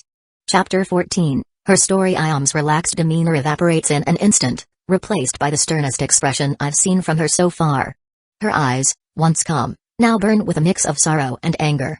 Then I believe it is time I reveal the reason why I've been staying here for such a long time and why a lot of potential buyers backed out of the deal even at such a favorable asking price. I am, or rather, I used to be, the heir of the Fujimori clan, who centuries after their migration climbed up the nation's ladder and are the rightful rulers of the southern duchy of the Raven Kingdom now. Duchy? I have a very bad feeling about this. My father died suddenly, despite being in perfect health. As the rightful heir, I was supposed to take over, but my younger sister, challenged me to an honorable duel. I couldn't refuse without losing face in front of our people. Though, even if that weren't the case, I wouldn't have backed down from her challenge. Long story short, she poisoned me before our duel with some strange magical substance. There were no symptoms until our fight started. As if it was activated manually, as soon as she lunged at me I felt immense pain coursing through my body, and I was paralyzed from head to toe. I can only curse my lack of foresight, but, in my defense, poisoning your opponent before an honorable duel is the greatest disgrace a warrior of our clan can commit, so I wasn't expecting it. She used to be such a kind and loving girl. I don't know what happened to her. Her voice cracks, after which she pauses for a moment to collect herself. Her hands, which were calmly resting on her thighs, are now clenched into tight fists. I'm now sure that she is also the culprit behind my father's death. I don't know who supports her from behind the scenes, but she definitely didn't invent such an intricate poison all by herself. Anyways, after my loss in the duel, she not only exiled me but also brought me to this establishment as soon as I regained control over my limbs. She sold me into slavery, but perhaps thanks to some lingering affection due to our merry childhood or maybe because she felt guilty inside, she had the merchant make a lot of concessions. That is the reason why I'm not a sex slave and also why I have my own clauses added to the contract. However, she wasn't stupid. One of her clauses, which she also sent to the king himself who signed it, stated that I may never be freed from slavery. Even if by some miracle I manage to break the magic contract, I can never be considered legally free in the Raven Kingdom. She locks her eyes onto mine, with deep determination shining through. So my requirement for my owner-to-be is to make the promise that he or she will support my quest for vengeance. I'm not looking to become a duchess because, as stated, I legally can't, but I wish to eliminate her, the other traitors in my clan, and also kill her mysterious backer or backers. I take a deep breath. Everything is clear now. Making a clan that rules over an entire duchy and is backed by the king himself into your enemy is a very big ask on Ayam's part. Yeah, she is a relatively high-level girl with a rare variant class, and yes, she is an exotic beauty, but is she worthy enough to make one hostile to an entire kingdom? Nope. Luckily for her, I have very high aspirations. However, I'm not going to agree just like this. Before I give you my answer, I would like to give you a final warning. From what I've learned about you during our short talk, Ayam, you seem like an honorable warrior with a strict code of conduct. How willing are you to bend those codes of yours? I would do almost anything to grow stronger, so if you are going to give me moral lessons or worse every time I do something legally dubious, I would rather walk away right now. She examines me for over 10 seconds. I can understand from her conflicted expression that she'd rather tell me to fuck off, but I imagine going back to her horrible living conditions, coupled with her very unlikely chances of having a future where she meets a master that she would view as a perfect fit for her needs is fighting a fierce battle within her mind. She grits her teeth. How illegal are we talking about here exactly? I flash a victorious smirk at her. I won't drink the blood of freshly harvested babies. I believe it's for the best if I inform her beforehand that I have no plans to be a heroic guy saving innocents and do other such nonsensical chores. Her eyes widen in shock before she shudders. So basically, anything goes. Scum. I don't mind her berating me a bit, I am rather shameless after all. It's best that she understands what she signs up for clearly so that we won't have annoying issues down the line. We won't be playing by the already established rules, we will be the ones who decide what's right or wrong. After a heated internal debate, it seems the devil on her shoulder beat the angel in the end. Okay. I hear a very faint sound come out of her lips. Huh, what was that? Must have been the wind. I tease. She glares at me with great annoyance visible in her eyes. I said. Okay. I agree to become a thieving scum if that is what it takes. Oh, the Jade Beauty raised her voice for the first time. My smile turns into a giant grin. I can tell having her by my side and slowly corrupting her noble warrior's spirit would be a lot of fun. Great. I can't say that I'm not interested in conquering your clan, as I imagine there's a lot of riches to be gained from such an endeavor, but as I said earlier, I'm terribly weak. Here's what I can offer you, Ayam: teach, train and help me level up for 3 years. Until that time is up, you are forbidden from acting out your revenge in any shape or form besides basic information collection through taverns and such. Once the time is up and both of us have gotten significantly stronger as well as more experienced in general, we will begin planning the downfall of your evil sister and her fellow culprits. Silence descends on the room once more. Expecting her master to have the ability to exact revenge right off the bat is unrealistic. Even if all I did was let her do everything on her own to avoid dragging her down, she would surely fail. A giant clan shouldn't be so weak as to be toppled by a level 14 warrior. She meets my gaze once more after a minute of inner contemplation. I can feel a strong resolve in her eyes. I accept your terms, master. Chapter 15, Deal finalized. Ayam meets my gaze once more after a minute of inner contemplation. I can feel a strong resolve in her eyes. I accept your terms, master. A triumphant grin spreads across my face. Sure, I agreed to help her take down an entire duchy, but that's a problem for the future Quinlan. Right now, as a level 1 scrub, I've just secured an incredible ally. And let's be honest, her exotic beauty and the ridiculously low price I got her for are just icing on the cake. On the open market, I'd be lucky to get a level 3 sweaty warrior dude for 1 gold, and I'm paying this off in weekly installments? It's practically daylight robbery. I doubt I'll ever get this lucky again. I'm glad to have you, Ayam, I say, extending my hand across the table. It's just the two of us for now, but welcome to the party. She nods with a faint smile tugging at her delicate lips as she firmly shakes my hand. Despite the uncertainty of her future and the life sentence of eternal servitude hanging over her head, she's finally leaving her miserable cell behind. She can start living again, pursuing her vengeance, traveling, fighting, gaining strength. For an honorable warrior like her, this past year must have been nothing short of torture. Alright, time to call the slavers to finalize the deal. I find a servant lingering at the end of the hallway, who quickly fetches Marcus. Soon enough, the 3 of us are seated around the table in the office. The merchant wears a bittersweet expression. I can easily guess what he is thinking. Finally, he gets rid of the pest occupying his basement cell, but she still cost him 7 gold coins, plus all the time, energy, and resources they've wasted on her year-long stay here. I wonder if the amount I got her for will even cover that part. Worst deal of your career, huh, Marcus? I can't help but sneer inwardly at his misery. I might act amicable with him on the surface, but slave merchants don't deserve an ounce of pity in my book even if their house burns down with their loved ones still in it. So, you've finally found your Prince Charming, huh? He begins while glaring daggers at Ayam. Congratulations are in order, I suppose. Oh, I can smell the bad blood between them. For some reason, he is a lot less friendly to my new companion than he is to me. I wonder why. Thank you, glorified human trafficker. I'm going to miss your presence in my life greatly, GHT. Damn, girl.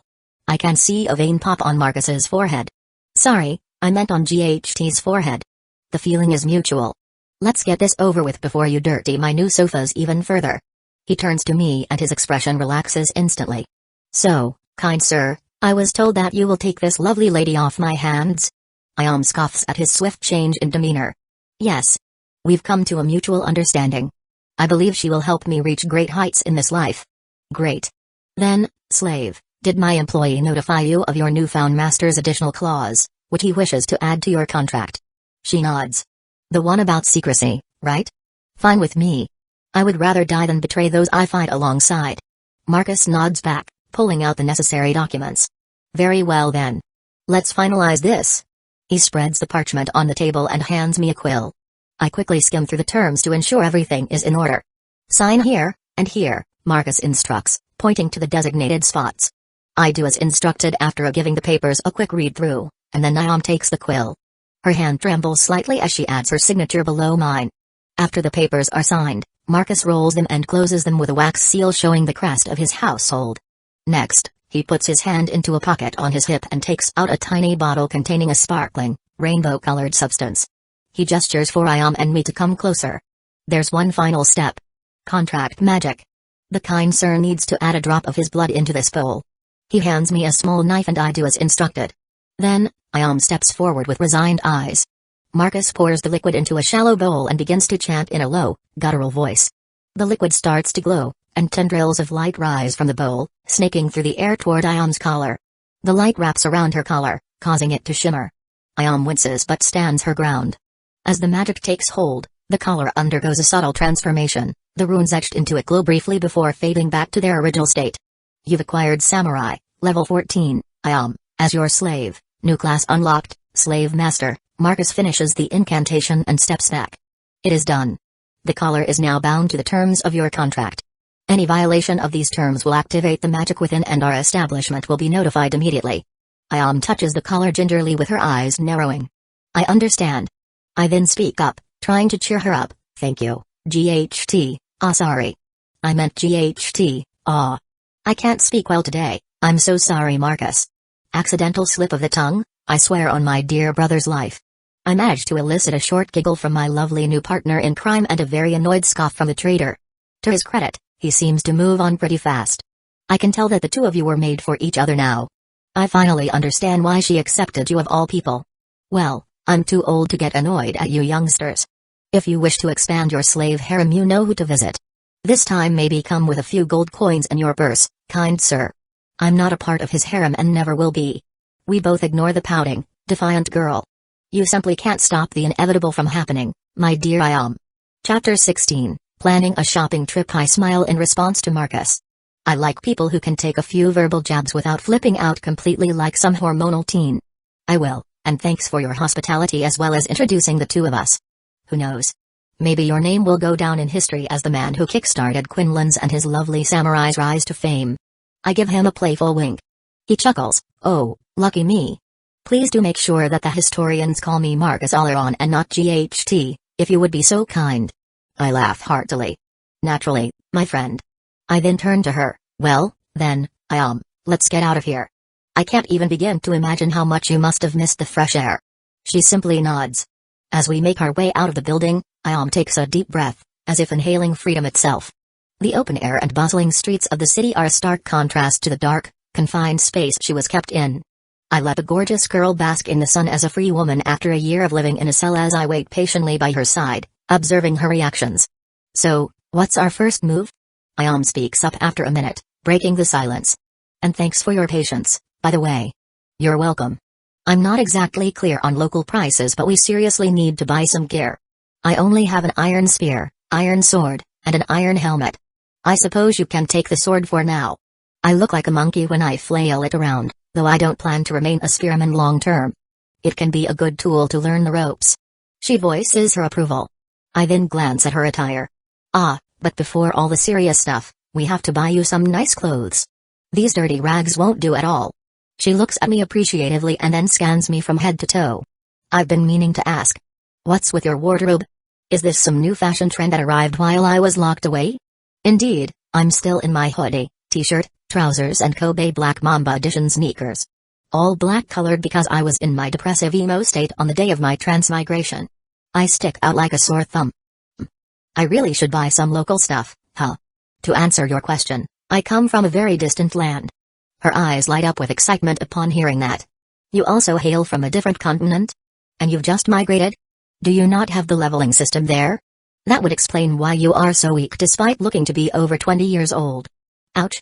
She is pretty close to the truth, an amazing deduction from Miss Samurai. Something like that. I'm not confident in telling you more, But I will once we spend some time together and earn each other's trust without having to rely on the contract's binding nature. She nods with understanding and immediately drops the topic. Well, we have a very frugal budget, so I can't promise to dress you elegantly, but something comfortable and practical should be possible to attain. We also need to retain at least 1 silver for emergency funds. Let me see. That leaves us with 2 silver and 96 bronze coins to spend on clothes and other stuff. I've already bought some toiletries, but I only have 1 brush for teeth cleaning, so we need to get you one as well. Sounds good.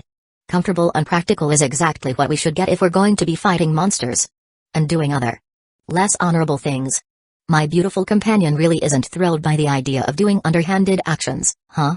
It's not like I was planning to straight up become a hardcore criminal. I will just jump on good opportunities when they present themselves, such as the merchant carriage's ownerless crates ready to be sold being presented to me on a silver platter. Alright, good to hear that you are not how I imagined a young noble lady to be. Any clothing shop ideas? I've not yet been to one in Aldoria. Me neither. I was dragged here in chains, so I didn't exactly get to sightsee. Let's explore a bit then. We've got time until lunch. We start walking, but I stop abruptly. I don't want you hurting your feet by walking barefoot on these dirty streets. She shakes her head. It's fine. I can bear with it. I've been through much worse. I shake my head. This simply won't do. That might be the case, but I want you to look back on this day in the future as the day you were freed from your chains and had a brilliant fresh start which led to the best chapters of your life, not one where you had to nurse your bleeding and bruised feet, and with every step you took being painful for the entire next week. Ayam looks a bit more gently at me than previously. What do you suggest then? We can rush to the nearest shoe shop and buy one there. I take the leather bag off from my back and hand it to her, then I squat down in front of her with my back to her person. I suggest that you get a free ride. This chariot has been approved by the queen herself. If there's a queen in this kingdom, that is. She ignores my light joke and looks at me hesitantly. What, you think I'm doing this to get to feel up your behind or something? Ayam doesn't reply verbally, but I can tell that the answer is a clear yes just by looking into her eyes. First of all, I'm greatly offended. I might be somewhat tempted by your enticing beauty, but I'm a true gentleman at heart. She scoffs with disbelief, which I ignore, of course.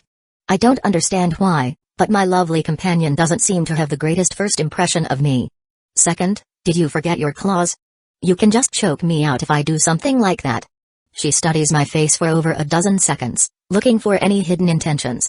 There are none, of course. Me getting to feel her tantalizing thighs in my hands and her chest squished into my back muscles while her head is so close to mine that she speaks directly into my ears is more than enough of a reward. I don't need to grab her butt on day one. As my beloved father always said, slow and steady wins the race. Furthermore, I genuinely want to get to know her better, as I respect her person greatly. Not many people could endure what she did and remain sane. I want her to find her place in this world and enjoy life once again. I have no plans to abuse my authority over her to put her into ugly situations. An honest and noble-spirited girl like her would be absolutely disgusted by someone who came off too strong with obvious intentions to get into her pants. Well, dirty rags in this case. I have a good alibi for my suggestion, so I should be good in her book. I hope. She relents finally. Alright. But I will really attack you if you touch me inappropriately. I can tell by the serious look in her eyes that she means every word of it. I wouldn't have it any other way. A good warrior needs to have her strong convictions. Chapter 17, Shopping Trip 1. Ayam climbs onto my back and clings her arms together in front of my chest. I then hold her firmly by the underside of her smooth thighs. Actually, I'm amazed by how smooth it is to the touch. I expected her to be a bit hairy after living in captivity for over a year. Not only that, but her skin is smoother than even the skin of the few ladies I've gotten close to in my previous world, though I heard somewhere that Asian women have smoother skin than Western ones in general. I summon my inner scholar and immediately begin to write up multiple hypotheses to attempt an explanation for this strange but very welcome phenomenon of her body being completely hairless below her eyelashes. Well, at least those areas that I can see. 1. It is a known fact that she was cleaned by a caretaker before meeting me, so perhaps shaving was involved in that process, though the short time frame of said cleaning leaves me with many doubts regarding the validity of this hypothesis. 2. Multiple assistants were included in the cleaning process to make it swift yet thorough, but I was explicitly told that a caretaker will clean her up or something along those lines, indicating that it was the work of a single person. 3. Humans, or at least women in this world, are simply less hairy than on Earth. I also lost my body hair during my transmigration, but I was under the impression that that was because of me becoming a primordial. 4. Perhaps her unique bloodline from the faraway eastern continent is the one causing this pleasant occurrence. The only possible way to verify this is to rigorously examine other Oriental beauties. Yes, there's no other possible method of verification, and yes, they have to be beauties. 5. Due to her relatively high level, some bodily imperfections were expunged as she leveled up. This matches up with what I read in some cultivation novels, with them not having to sleep, eat and stuff after reaching a high enough cultivation state. 6. Some other, currently unknown effect is at play here. I really want to ask her for confirmation, but I don't dare. I can tell that she would refuse to answer and instantly get off me. I don't think she could beat me up for this, as I wouldn't be breaching the contract, but I also don't want her to hate me and ruin my future chances with her. I shelf this intriguing phenomenon to be meticulously studied later and just delight in the blissful feeling her delicate thighs and chest give me for the time being. You are really light, Ayam. Should we start with lunch instead of shopping? There's no need. I would rather get the shoe first so that I can walk and then change into clothes meant for humans so that I can throw these filthy rags away. Damn.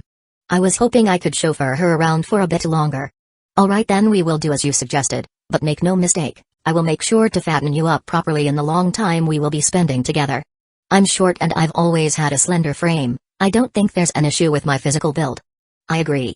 I like petite girls just as much as voluptuous ones, so you don't have to worry about that. I get a scoff and a dumbass murmur straight into my ears, which I, of course, completely ignore. However, that doesn't mean that a bit more weight wouldn't do you good. She doesn't seem very responsive, so I take that as her consenting to getting fed properly from now on. After about 10 minutes of silent walking, we arrive at a shoemaking shop. They display a variety of products in their window, giving passers-by a clear view of their offerings. We decide to check it out. We step into the shoemaking shop, greeted by the rich smell of leather and the sight of various footwear lining the walls. The shopkeeper, a burly man with a thick mustache, approaches us with a welcoming smile. How can I help you today? Ayam glances around as her eyes scan the different shoes. I need something practical for combat, but also durable for long journeys. She gets completely ignored by the attendant, who doesn't even acknowledge her existence once he sees her iron collar and the general perilous state of her wardrobe. It seems people don't take slaves into consideration. As the master, I'm the one with the money pouch and the final say in what she gets anyhow, is what he must be thinking. Please attend to the lady. I instruct him before my companion lashes out. I don't know how she deals with such humiliation. Personally, I wouldn't take it well. The shopkeeper nods and leads us to a section displaying sturdy boots. Ayam, who didn't seem overly bothered by his previous antics, starts trying on different pairs, testing their flexibility and fit. She moves with the grace of a seasoned warrior, and I can tell she's accustomed to finding the perfect balance between comfort and utility. As she tries on boots, I decide to look around and see if there's anything that might suit me. I pick up a pair of boots and examine them. They seem solid enough, but as soon as I put them on, I can feel the stiff leather digging into my feet. I wince and quickly take them off, muttering under my breath about how impossible it is to go from Kobe sneakers to medieval boots. The shopkeeper notices my discomfort and offers another pair.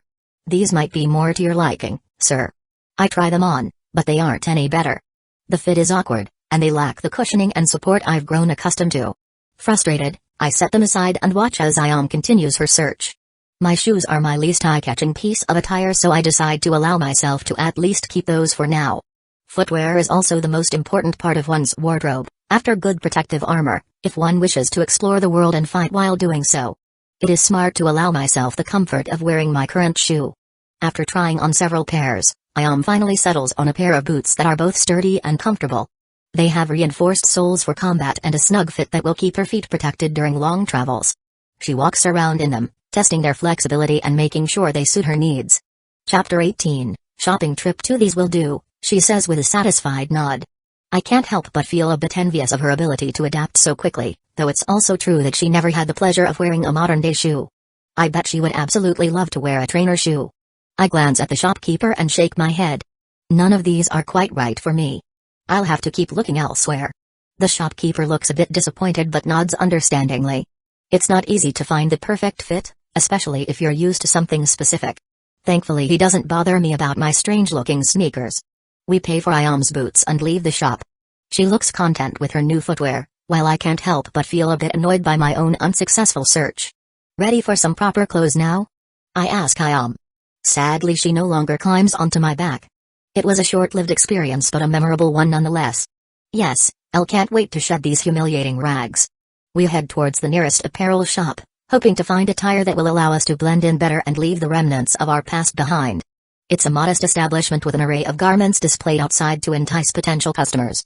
As we step inside, a bell chimes softly, and a young woman with a friendly smile approaches us. "Welcome. How can I assist you today?" she asks. "We're looking for some practical and comfortable clothing for my new friend here, and I also need to find something for myself." The shopkeeper nods and leads us to a section filled with various types of clothing.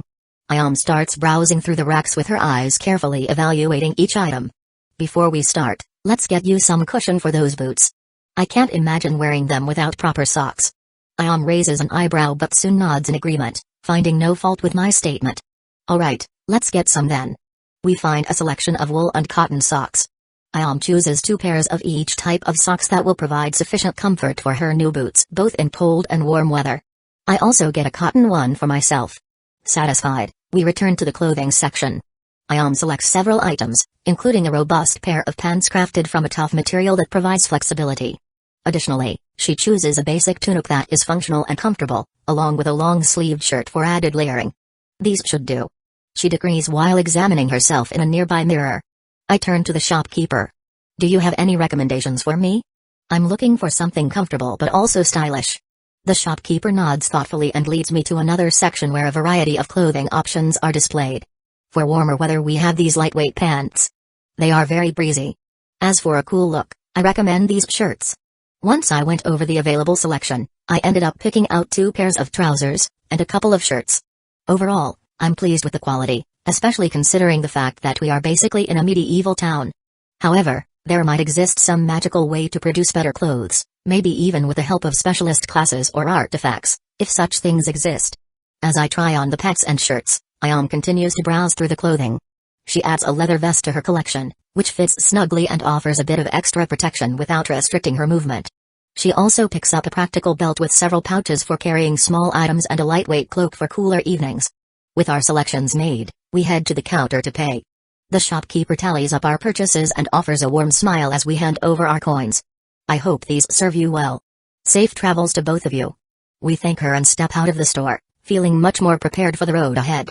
Ayam looks more at ease now that she has proper clothing and footwear, and I feel a sense of satisfaction knowing we're both at least somewhat equipped for whatever challenges we might face. "Ready to get some food now?" I ask, glancing at Ayam. "Yes." We head down the busy street with the sound of bustling activity all around us. I decide to speak up. "We must enjoy a lavish feast, as we have multiple things to celebrate. Your freedom after a year of captivity, me finding my first companion, the amazing financial deal I struck with the GHT, your shedding of those dehumanizing sacks of clothes, your first meal where you get to decide what you wish to eat in a year, my arrival in this lovely land, and much more." Ayam smiles faintly. She's clearly touched by my words. "You're right. We do have a lot to celebrate. We ended you choosing a welcoming tavern that appeared comfortable, named the Hungry Hawk. The smell of meat being roasted and bread being freshly baked attracted us to come in. The inside of the establishment feels cozy and inviting, decorated with wooden tables and benches where customers are seen enjoying hearty meals and engaging in lively conversation. We locate a table by the window, and a waitress promptly comes over to us with a warm smile. "Welcome to the Hungry Hawk. How can I assist you today? We'll start with some drinks. 2 big mugs of fresh, cold water please," I say. Ayam nods in agreement. "We shouldn't drink alcohol when a day is still young." "And for food?" the waitress asks, jotting down our drink order. "I'll have whatever your special is," Ayam says nonchalantly. "I'll have the same, make sure they are big portions. My companion needs to gain some flesh on her bones," I add. The waitress nods energetically and disappears into the kitchen. We sit in comfortable silence for a moment, taking in the atmosphere. Ayam is the one who breaks the silence. "Thank you for today. It feels good to have proper clothing and boots. It's been a long time since I felt this comfortable." I offer her a sincere smile. "You're more than welcome." Our drinks arrive, and we soon clink our mugs together before taking a good, long sip. I glance at Ayam and I can't help but think how different she acts from what I would expect from a slave in her position. In the novels I've read, when the hero buys a slave and treats her with the bare minimum of respect, they can't believe the hero's kindness. Chapter 19, Labyrinth. Of course, Ayam is certainly grateful, as she had just expressed, but she doesn't kneel and kiss my feet for my otherworldly generosity. I understand that this is because she didn't have a master yet. If she had been cruelly mistreated for a long time and then experienced me treating her like a normal human being, maybe she would feel more grateful. But I'm not complaining. I'm happy to see her behave more like a normal person than a liberated object. As I said previously, I don't have a savior complex. Now that I think about it, if I ever feel like parading myself around as a savior, which I don't expect to happen, I should get a dog-kin girl. If they've inherited the personality traits of their animal equivalents, a dog girl should be very loyal and grateful for the barest affection I show her. There's a reason why they are touted as humanity's best friends. If she has a good sense of smell, she could be a good scout, and since dogs are social creatures, she shouldn't have a big problem with me having a large harem. So, I say after I'm done with my internal theorizing session regarding the human and dogkin psyche's behavioral patterns, what's our next move? We have gear, clothes, and soon, food. What's the plan? Ayam doesn't need to think for even a second to reply, with more energy than she usually exhibits. We have to begin your training. Normally, I would say that we should train for a few weeks before you get the chance to fight monsters properly, but if my memory serves me well, there's a labyrinth in Aldoria. The first few floors are easy enough that I can ensure no harm comes your way. Maybe we can start your training while actually giving you a feel for real combat and earn some rewards while doing so. My eyes light up. Labyrinth. Sounds amazing. Could you tell me how this labyrinth thingy functions? She nods. They're said to be created by the goddess herself to allow adventurer wannabes a chance to learn the ropes in a more controlled way than rushing into the wilderness to try their luck. A labyrinth is an artificially created dungeon, each believed to house at least 100 floors, though reaching such a high floor is a legendary feat you can only hear about from bards. Each floor is more difficult than the last, with the first floor only spawning a single level 1 monster in each chamber. That is where I intend to drill the basics into you. And yes, the monsters are also artificially created and respawn after a while. Oh. That sounds like a great way to farm XP.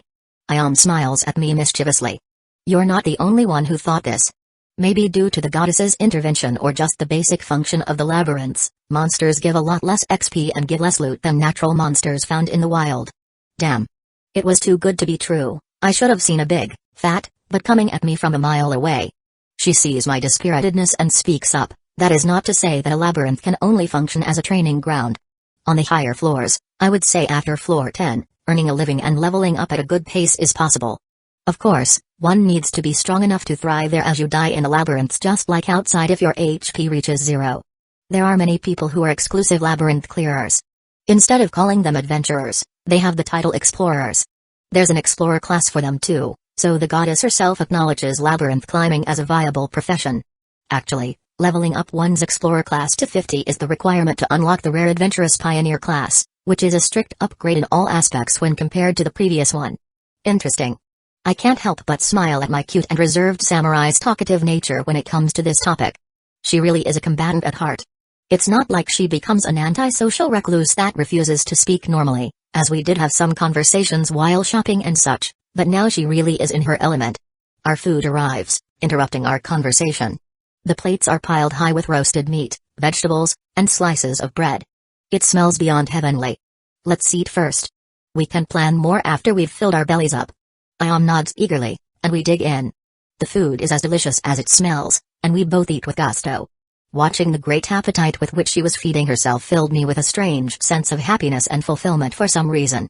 I guess doing good for someone else for a change isn't so horrible. My parents always said that gifting feels better than receiving, a sentiment I never understood while I was on Earth. Once we were done with our meal, I asked for the bill. After today's expenses, I have a single silver and 72 bronze coins left in my pouch, which means we've spent over 2 silver coins today. I'm not frustrated, though, as getting proper clothing was important, and we bought more than one of each type so we don't have to wait around while sitting on our thumbs for them to dry off after washing them. I also got a pretty decent pair of shoes, which is a crucial expense that I didn't want to skimp on. I was hopeful that we could buy some makeshift armor at the start of our shopping trip, but that was quickly shot down. According to Ayam, even good leather armor costs a lot relative to the cheap clothes we bought, so first we need to make some money. We head back to the inn where I stayed yesterday to grab my 2 weapons and single armor piece. As I'm checking out of the room, the owner tells me that I can leave my stuff in their storage area since I have a lot of unnecessary items on my person, and come back for it later today, which I'm happy to take him up on. I didn't want to haul all our newly acquired clothing and toiletry items on my back. As we head out, Ayam tells me to hand over the bag to her because she should be the one carrying it since she is much stronger, and also because I will be the one doing the fighting today. She doesn't need to say it twice, I swiftly oblige. We ask around for directions from the locals and then head toward Aldoria's labyrinth to finally have my first combat experience. I'm thrilled beyond words. Chapter 20, Into the Labyrinth 1. As we walk through the bustling streets of Aldoria, the atmosphere gradually changes. We begin to observe an increasing number of armed people, from inexperienced adventurers with basic equipment to skilled veterans with complex armor and magical weapons. A feeling of excitement and determination fills the air as these explorers unite to achieve the mutual objective of dominating the labyrinth floors for increased power and wealth. As we approach, the streets become increasingly congested. Merchants established booths offering a range of items, including potions, weapons, and magical trinkets. The noise of negotiations and the sound of money exchanging hands create a bustling and disorderly atmosphere. At last, we reach the entrance to the maze. It is a modest entrance tucked into the side of a massive stone structure. The entrance appears amusingly small in comparison to the labyrinth's rumored 100 floors. Evidently, there is some sort of dimensional fuckery happening, causing the interior to be significantly bigger than it seems on the outside. I pause briefly to absorb everything around me. 4 intimidating knights who were dressed in shiny armor and armed with powerful weapons stand on either side of the entrance. A few individuals are queuing up, ready to go inside the labyrinth. The line of adventurers includes both excited and anxious newbies and experienced veterans, all anticipating their chance to overcome the obstacles ahead. As we approach the line, I notice a sign indicating the entrance fee, 20 bronze coins per person. I can't help but feel a surge of irritation. The rich get richer. I grumble under my breath. It is not enough that we risk our lives, we even have to pay for the privilege of doing so. Didn't the goddess herself create this? Why are you bastards claiming the labyrinth as your own? Ayam glances my way. It's just how things work here. Please don't make a scene by attempting to sneak past the knights. They are all very strong, more so than me. They will sense you coming from a mile away even if you try to sneak by them at the most opportune moment when none of them are looking your way. Naturally, I'm not that foolish. 40 bronze coins is a huge price that I'm definitely unhappy to pay, but I'm not going to get my limbs chopped off for this shit. Begrudgingly, I nod and fish out the coins from my pouch when it's our turn. We hand over our payment to one of the knights, who gives us a cursory glance before stepping aside to let us through. The coins clink heavily in his hand, causing my heart to contort in agony. This should be called sound torture. Even through his full helmet I can tell that he is smirking and he clinked the coins on purpose to fuck with me. Seeing our humble weapons and clothes must make him think we are farmers tired of field work and wish to strike it big, or something along those lines. I attempt to remember him to pay back later in full, but he is in full body armor that has no distinguishing feature. I guess today is your lucky day. As we step through the small doorway, the world shifts around us. The narrow entrance gives way to a vast, cavernous space. Dim, glowing crystals embedded in the walls provide illumination, casting long shadows across the stone floor. Ayam speaks up while cautiously scanning the surroundings. This is it. We've entered Aldoria's labyrinth. Ayam walks beside me with alert eyes as she begins explaining. On the first floor, we'll only encounter 3 types of weak monsters. Though which ones exactly, I can't say, as it changes with every labyrinth. In my hometown, the first level was occupied by slime crawlers, stone sprites, and shadow rats. I nod, listening to her with rapt attention. So we might face something similar here, or it could be entirely different. Exactly. We need to stay vigilant. The creatures on the first floor won't be strong, but they can still be dangerous if we underestimate them. She continues, also, be aware that other labyrinth clearers will be present, especially on the lower floors. We have to be cautious around them. It's rare for explorers to fight each other, but it does happen. She pauses for a moment then adds, there's an unwritten rule among explorers, each party must wait outside the next corridor until the current party defeats the monster inside. Once the monster respawns, it's their turn to fight. However, since this is an actual labyrinth with many possible routes, if we see a crowd waiting somewhere, we can always just take another path. Got it. We continue through the labyrinth as the sound of distant battles occasionally echoes through the corridors. The first chamber we approach is empty, allowing us to advance without delay. Ayam speaks up once again, stay close to me. I'll guide you through the basics of combat. Just remember what we discussed earlier. We step into the next corridor and I feel the tension building in me as we prepare to face whatever challenge lies ahead. Ayam abruptly stops and holds up a hand, signaling me to be quiet. We hear a low, guttural growl echoing through the corridor. Be ready. This will be your first battle. We step forward, and the source of the growl comes into view, a creature resembling a giant insect with jagged mandibles and glowing blue eyes. It's larger than any bug I've ever seen, and its exoskeleton gleams at me menacingly. Chapter 21, Into the Labyrinth 2. That's a steel carapace beetle, be careful. Their exoskeleton is tough, but they have weak points near the joints. She takes a defensive stance, and I ready my iron spear. The steel carapace beetle lunges at us, but Ayam steps in front, effortlessly deflecting its attack with her blade. She gestures for me to move in. Now, strike at its joints. I take a deep breath and channel my pumping adrenaline into determination. I thrust my spear at the beetle, aiming for the joint near its front leg. The spear pierces through the weak spot, and the creature screeches in pain. It retaliates by snapping its mandibles at me, but Ayam steps in, deflecting the attack. With another well-aimed thrust, I hit another joint, and the beetle collapses with its legs twitching for a bit before all such motion cease entirely. Ayam instructs me to stab its brain through its eye, and I do as told. New class unlocked, Warrior. You've slain Steel Carapace Beetle, level 1. You've gained 3 XP, well done, she comments with a small hint of pride evident in her tone. You handled that well for your first fight. I nod, feeling a very strong mix of relief and gratitude. Thanks. Boy, am I glad to have received your help, Ayam. If my arrogant ass walked in here alone with zero practice, I would have gotten myself killed for sure. She doesn't reply, just looks at me with a slightly smug expression, as if she was stating, yep, you better be grateful. I chuckle and shake my head, then I take this moment of brief respite to examine my status. Name, Quinlan Noir, race, Primordial level, 1. XP 5 out of 100, primary class, Thief level 2, secondary classes, Slave Master level 1, Merchant level 1, Commoner level 1, Vitality, 10, Strength, 10, Agility, 11, Intelligence, 10, Wisdom, 10, Unused skill points, 0, Unused attribute points, 0, oh, great, I finally received a fighter class. I put Warrior as my primary class and say goodbye to Commoner, hopefully forever. Or maybe it's hidden up? Perhaps a bit of experimentation is needed. Anyways, the Warrior class gives me the minor effect of extra strength, which means I lose my agility point from having Thief as primary class. It has a basic skill called Power Surge, which increases my strength by another 10% for 5 minutes for 12 mana. Nothing amazing, but it's a start. As I stated on the day of my transportation, I prefer to grind over getting gifted overwhelming personal might right out of the box. Slowly but surely I'm going to increase my personal combat power. Now that I take a look at it, I've gained only 3 XP for the monster, but I'm at 5 out of 100. After a few seconds of contemplation, the only thing I can came up with as an explanation for this occurrence is that increasing my Thief class from level 1 to 2 gave me the remainder of my XP. Ayam did mention that these low-level monsters will give little XP in the labyrinth, but it doesn't seem that bad, though to be fair I have my 3x XP boost bonus from my primordial species. Reaching 100 XP and leveling up won't take too much effort. Maybe I can reach a higher level faster than I originally expected. Just to confirm the level scaling, I ask my companion, Ayam, how much XP do you need to get to level 15? She inspects her status before replying, I'm at 241 out of 3,937 inches. My eyes bulge. Damn, I should have expected something like this. Linear scaling would have been too generous. I only need 100 XP. Will I need the same amount as you do to go from level 14 to 15?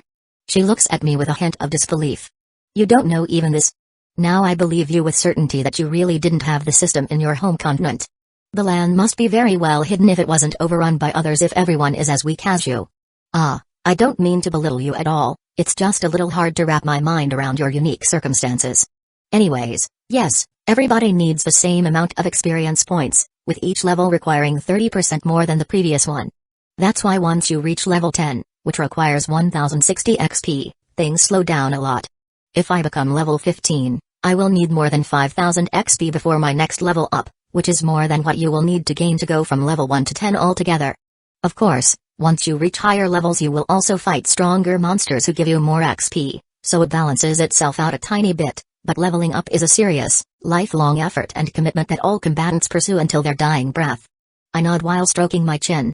I can understand now clearly why combat slaves above level 10 were expensive at the market while those above level 20 were extremely rare and also much more pricey. There's little I can do but grit my teeth and grind XP. What I'm very happy about is that I have no time limit. I absolutely despise games where a clock is ticking down and pressuring me. Here, I have to grind, yes, but I can progress at my ideal pace. There will be no game over if I don't become level X in Y hours, allowing me to take a more explorative approach to my newfound life. In the meantime, the beetle corpse dissipated into nothingness, but it left behind a palm-sized piece of its sturdy exoskeleton. I hope they are worth a few coins. I kneel down to pick it up and open the bag on Ayam's back to store it inside. We then continue down the corridor, encountering a few more steel carapace beetles. Each battle becomes a bit easier as I get used to the rhythm of combat and the weight of my spear. Ayam guides me through each encounter, offering tips and correcting my stance and other mistakes along the way. Chapter 22, Into the Labyrinth 3. Keep your feet shoulder-width apart, she instructs, adjusting my stance. You need a solid base to maintain balance. I nod, widening my stance as she demonstrates. The next steel carapace beetle lunges at us, and I feel more stable as I thrust my spear. Now, keep your elbows in when you strike. It will give you more control and power. I adjust my grip, pulling my elbows closer to my body. I thrust again, feeling a noticeable difference in the strength behind my attack. Well done. Remember to always keep your guard up after each strike. I focus on her advice, bringing my spear back to a defensive position after each attack. When it charges at us, I maintain my guard, ready for its attack. Ayam blocks its charge, giving me the opportunity to strike at its vulnerable side. Good, but don't forget to pivot on your back foot. It helps you move faster and dodge attacks more effectively. She quickly demonstrates what she means. I mimic her movement, pivoting on my back foot as the creature swings its thorny tail. The maneuver allows me to evade the attack and counter with a precise thrust to its underbelly. I never studied martial arts before, so I can't compare her to anyone, but I feel that she is a great teacher. I like that she is very patient and calm. My basketball coach used to make me feel afraid of making mistakes, so rather than trying new moves I always went for the most surefire one, which resulted in consistency, but I got bored of the sport as it felt way too stressful and unrewarding. I quit and became a league gamer. Let me say that this wasn't the greatest choice of my life. I once even broke my wrist while playing when I hit my desk out of frustration. Moving on from the trivia regarding my dark past, with Ayam as my coach, I feel free to experiment. She is vigilant and ready to step in before I get into harm's way, but otherwise remains in the background, letting me do my own thing. As we turn a corner, we come across a creature that Ayam titles as a shadow wisp. This creature is a small, floating ball of darkness with piercing red eyes and tendrils of shadow trailing behind it. They're fast and tend to attack with quick jabs. Stay close to me and strike with precision. My cute monster Wikipedia sure is reliable.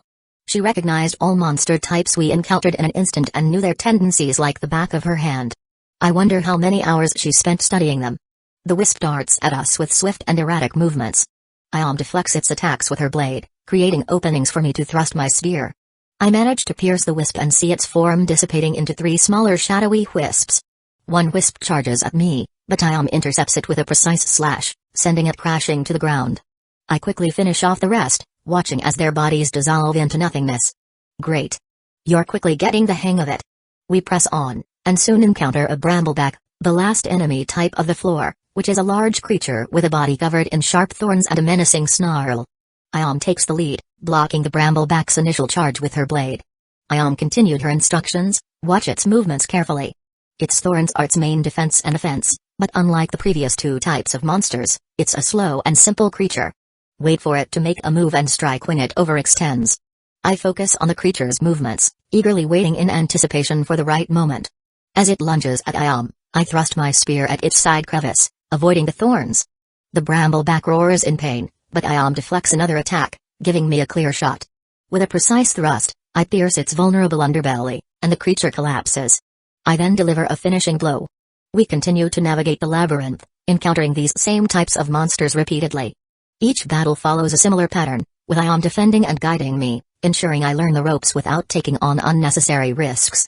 I also noticed a pattern of each enemy taking at least 2 good strike hits from my spear before falling, no matter how effective my first thrust was. It seems that the enemies also have a HP bar, and either due to my low strength stat or my shit iron spear, or probably both, I can't one-hit them. They always need at least a finishing blow after my first attack. Determined to explore this phenomenon, I ask Ayam to attack a monster with her full strength, and she did indeed kill it instantly. Her weapon is similarly an iron one, which is also categorized as junk rarity like my spear, so the stat difference must be the deciding factor since she didn't activate any samurai skills, though perhaps there's something else at play too. I will investigate more through the days. As we navigate the labyrinth, we occasionally pass other explorers, some giving us curt greetings, others not even acknowledging our existence. After about 2 hours of non-stop fighting, we reach a small chamber. Ayam motions for us to rest for a moment. We sit against the cool stone walls, catching our breath. Well, to be more accurate, I do, because she is not out of breath at all. I have gotten a lot better in this short amount of time, which is confirmed by my awesome tutor. In the last few fights, I didn't need to step in at all. Good job. Thanks.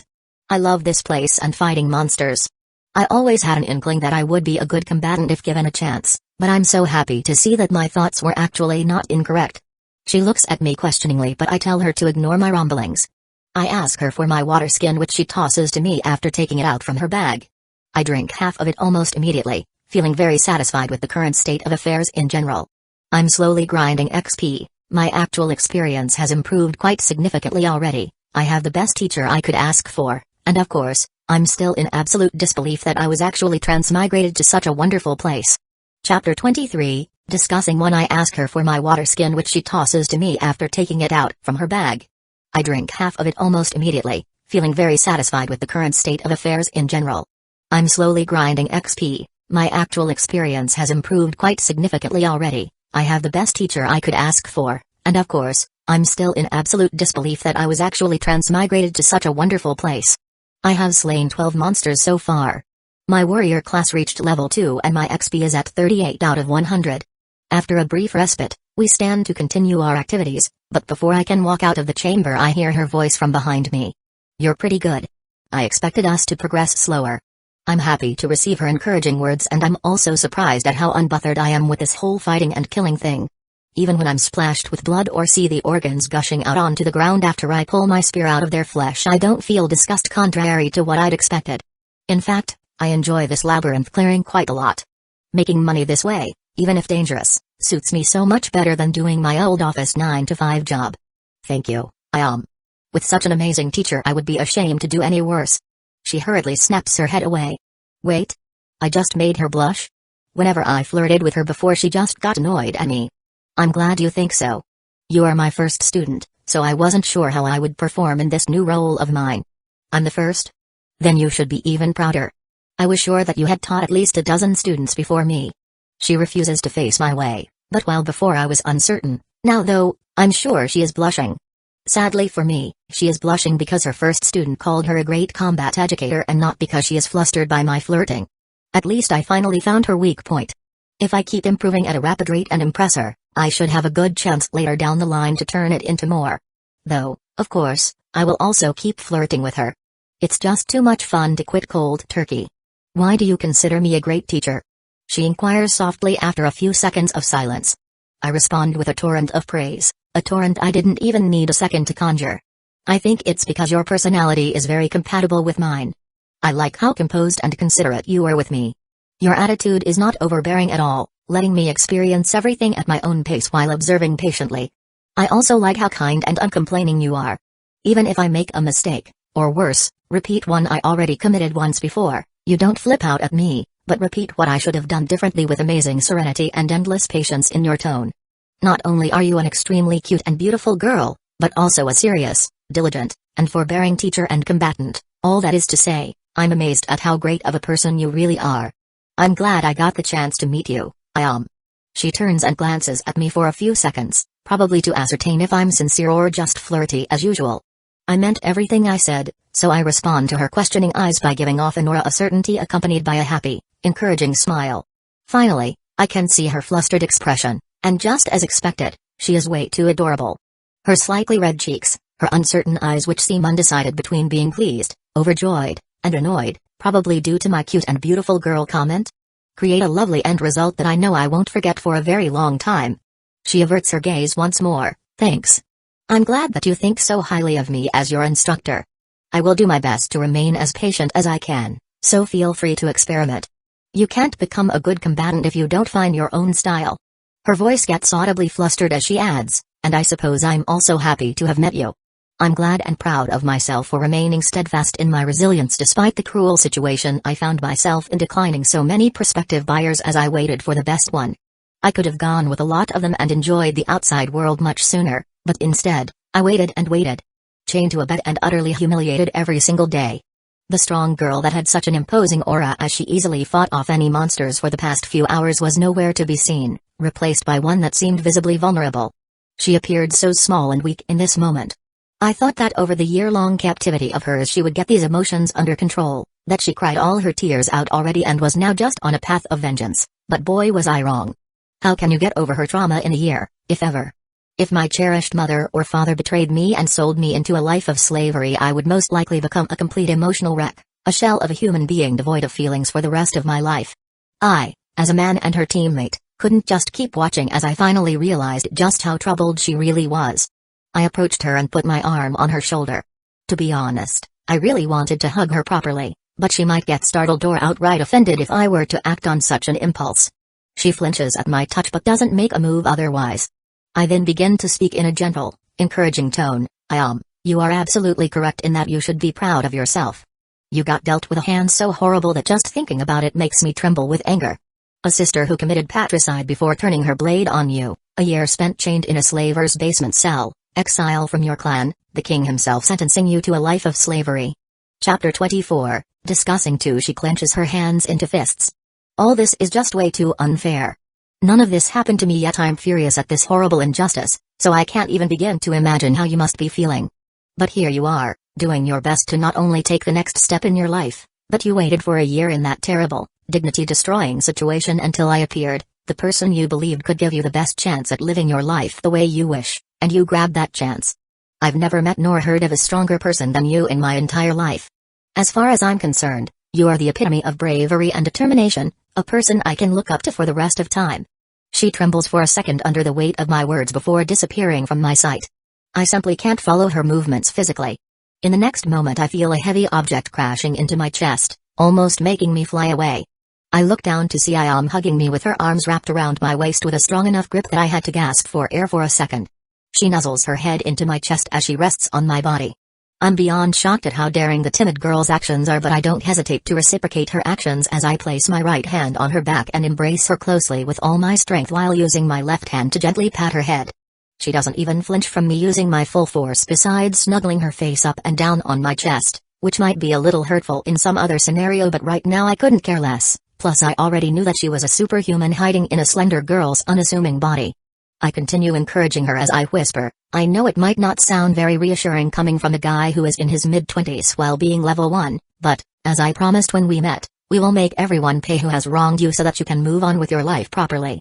I felt a nod of her head on my chest as she pulled me even closer with her hands. Soon the heavily barred floodgates finally broke down as muted sobs echoed through the corridor. I continued to caress her while embracing her even tighter as I whispered reassurances into her ear, doing all three actions at the same time. For a great warrior who was to inherit the clan, showing weakness must have been a big no-no in her life. I'm happy to see her open up to me to this degree, and that she sees me as someone she can show this vulnerable side of hers to. After about 15 minutes she seems to have calmed down, so I decide to speak up. Sorry for yapping on, but I got really sad when I saw your dejected state of being. I hope I didn't overstep my boundaries. She shakes her head. You didn't. She lessens her gripping strength in her arms so that my bones can finally take a relaxed breath. I'm the one who should be sorry. I didn't consider your low level and more or less attacked my master. A lesser man would have used this to chance teach me some so-called obedience or whatever, but you instead bore with the suffocating pain and tried to make me feel better. I don't reply, I just continue stroking her head gently. Her silky hair is really pleasant to the touch. She looks up into my eyes after wiping her tears and tilting her neck at quite a steep angle due to the difference in our height, and mumbles with a hint of red on her delicate cheeks, that was my first hug. Not even my parents embraced me as a child. Damn, warrior clan education must be quite harsh in this world with the elders shouting there's no place for love and affection on the battlefield. And all that macho jazz. It might create strong soldiers but also affection-starved humans it seems. At least her mother could have cuddled with Ayam before putting her to sleep or something, but who am I to say? If she wasn't betrayed she surely would have become an amazing samurai and next head of her clan. She doesn't look a day older than 20, I would say she is at most 22, unless humans age differently here than on Earth, something to investigate later, and she also spent a year in captivity but she is already level 14. I wouldn't even be surprised if she spent all her adult years as a slave, yet she is so strong, so her clan's education was clearly delivering quite the admirable results. I can't hold myself back anymore, her teary eyes, her crimson cheeks, her tight embrace force my hand. I lift both my hands to her face and cup her cheeks, then I lean in and kiss her on her forehead. This was not a flirty action on my part. Ayam just seemed like someone that really needed some affectionate gestures. She freezes completely, like a deer surrounded by a pack of starving wolves. The samurai girl looks at me with wide, unbelieving eyes for a few long seconds before averting her eyes and instead going back to her previous state of resting her head on my chest as if she was hiding. Then I hear a very flustered, timid voice, "WW, what are you doing? You know I can beat your butt if I want now, right?" I grin. "Oh, really? Go ahead then." A long silence ensues that is only interrupted by my barely audible strokes of her hair. I know that you are an extremely strong, talented, and ambitious woman. I can also tell that you are dealing with some deep-seated trauma, so I would like to let you know that you can hug me or talk to me or whatever you find comforting should you wish to. However, I want to make something very clear to you." This gets her to once again look into my eyes. I have no, or to be more accurate and plain, I have absolutely, utterly zero interest in becoming your friend or big brother figure. Chapter 25, Boss Room 1. She blinks a few times with clear confusion in her eyes. "At first you were just a beautiful girl that I found pleasant to look at, but after spending the last few hours with you, I can say with absolute certainty that I want you to become my lover. I believe our personalities have great chemistry, and I find every second spent with you to be pleasant. Before I met you, I was quite confused and a bit lost, but ever since our encounter, things have been fun. I enjoy your company and wish to know you thoroughly, both as a person and as a woman." She meets my gaze for a dozen or so seconds before detaching from my embrace and taking a few steps back. "I appreciate your honest words, Quinlan, but right now I simply can't answer your feelings either positively or negatively. I need some time to sort everything out in my head."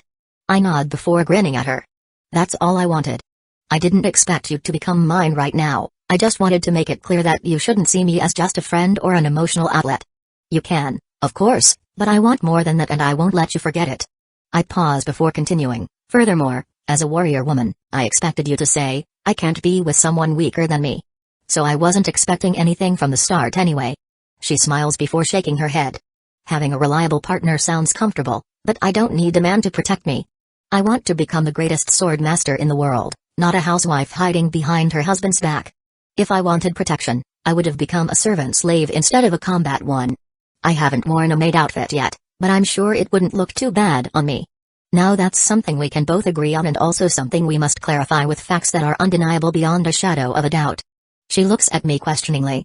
"I clarify for the innocent warrior, I meant that you will wear a maid outfit for me in the future, She shakes her head. "In case you didn't read the entirety of my slave contract that you also signed, as your combat slave, you have the right to choose my dresses, but they must be at least somewhat combat-oriented. For example, when we went to the shop today, you could have chosen all the apparel for me, and I had no grounds to reject them as long as they were meant to enhance my effectiveness in battle. If, in that same example, you had forced me to get all kinds of revealing clothes, I could have rejected them on the grounds that you were unnecessarily humiliating me or trying to push me into a role not included in our contract. So I don't understand why you are stating such an impossibility with so much certainty in your voice as if it were a fact." I smile at her mischievously. "You misunderstand me. I've read your contract and I'm happy to see how much freedom you have despite your supposed horrendous social status. Even if that wasn't the case, I wouldn't abuse my power over you to humiliate you. I'm saying that you will wear maid outfits, among other sexy ones, out of your own volition, without me even having to ask." I finish my arrogant statement with a playful wink.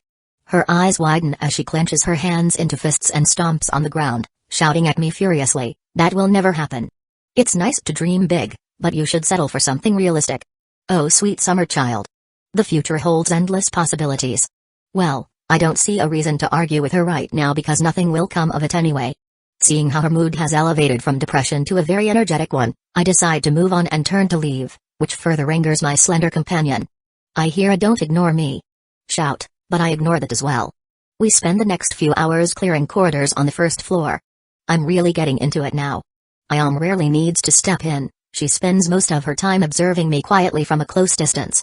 Once I'm done with a fight, she gives me a few pointers to improve myself, but I've not made any giant mistakes since our lengthy discussion. I'm very happy with and proud of my rate of progress. I've now slain 20 level 1 monsters, making me have 62 out of 100 XP. However, I'm getting tired. My mana is also low due to using my innate warrior spell quite a bit.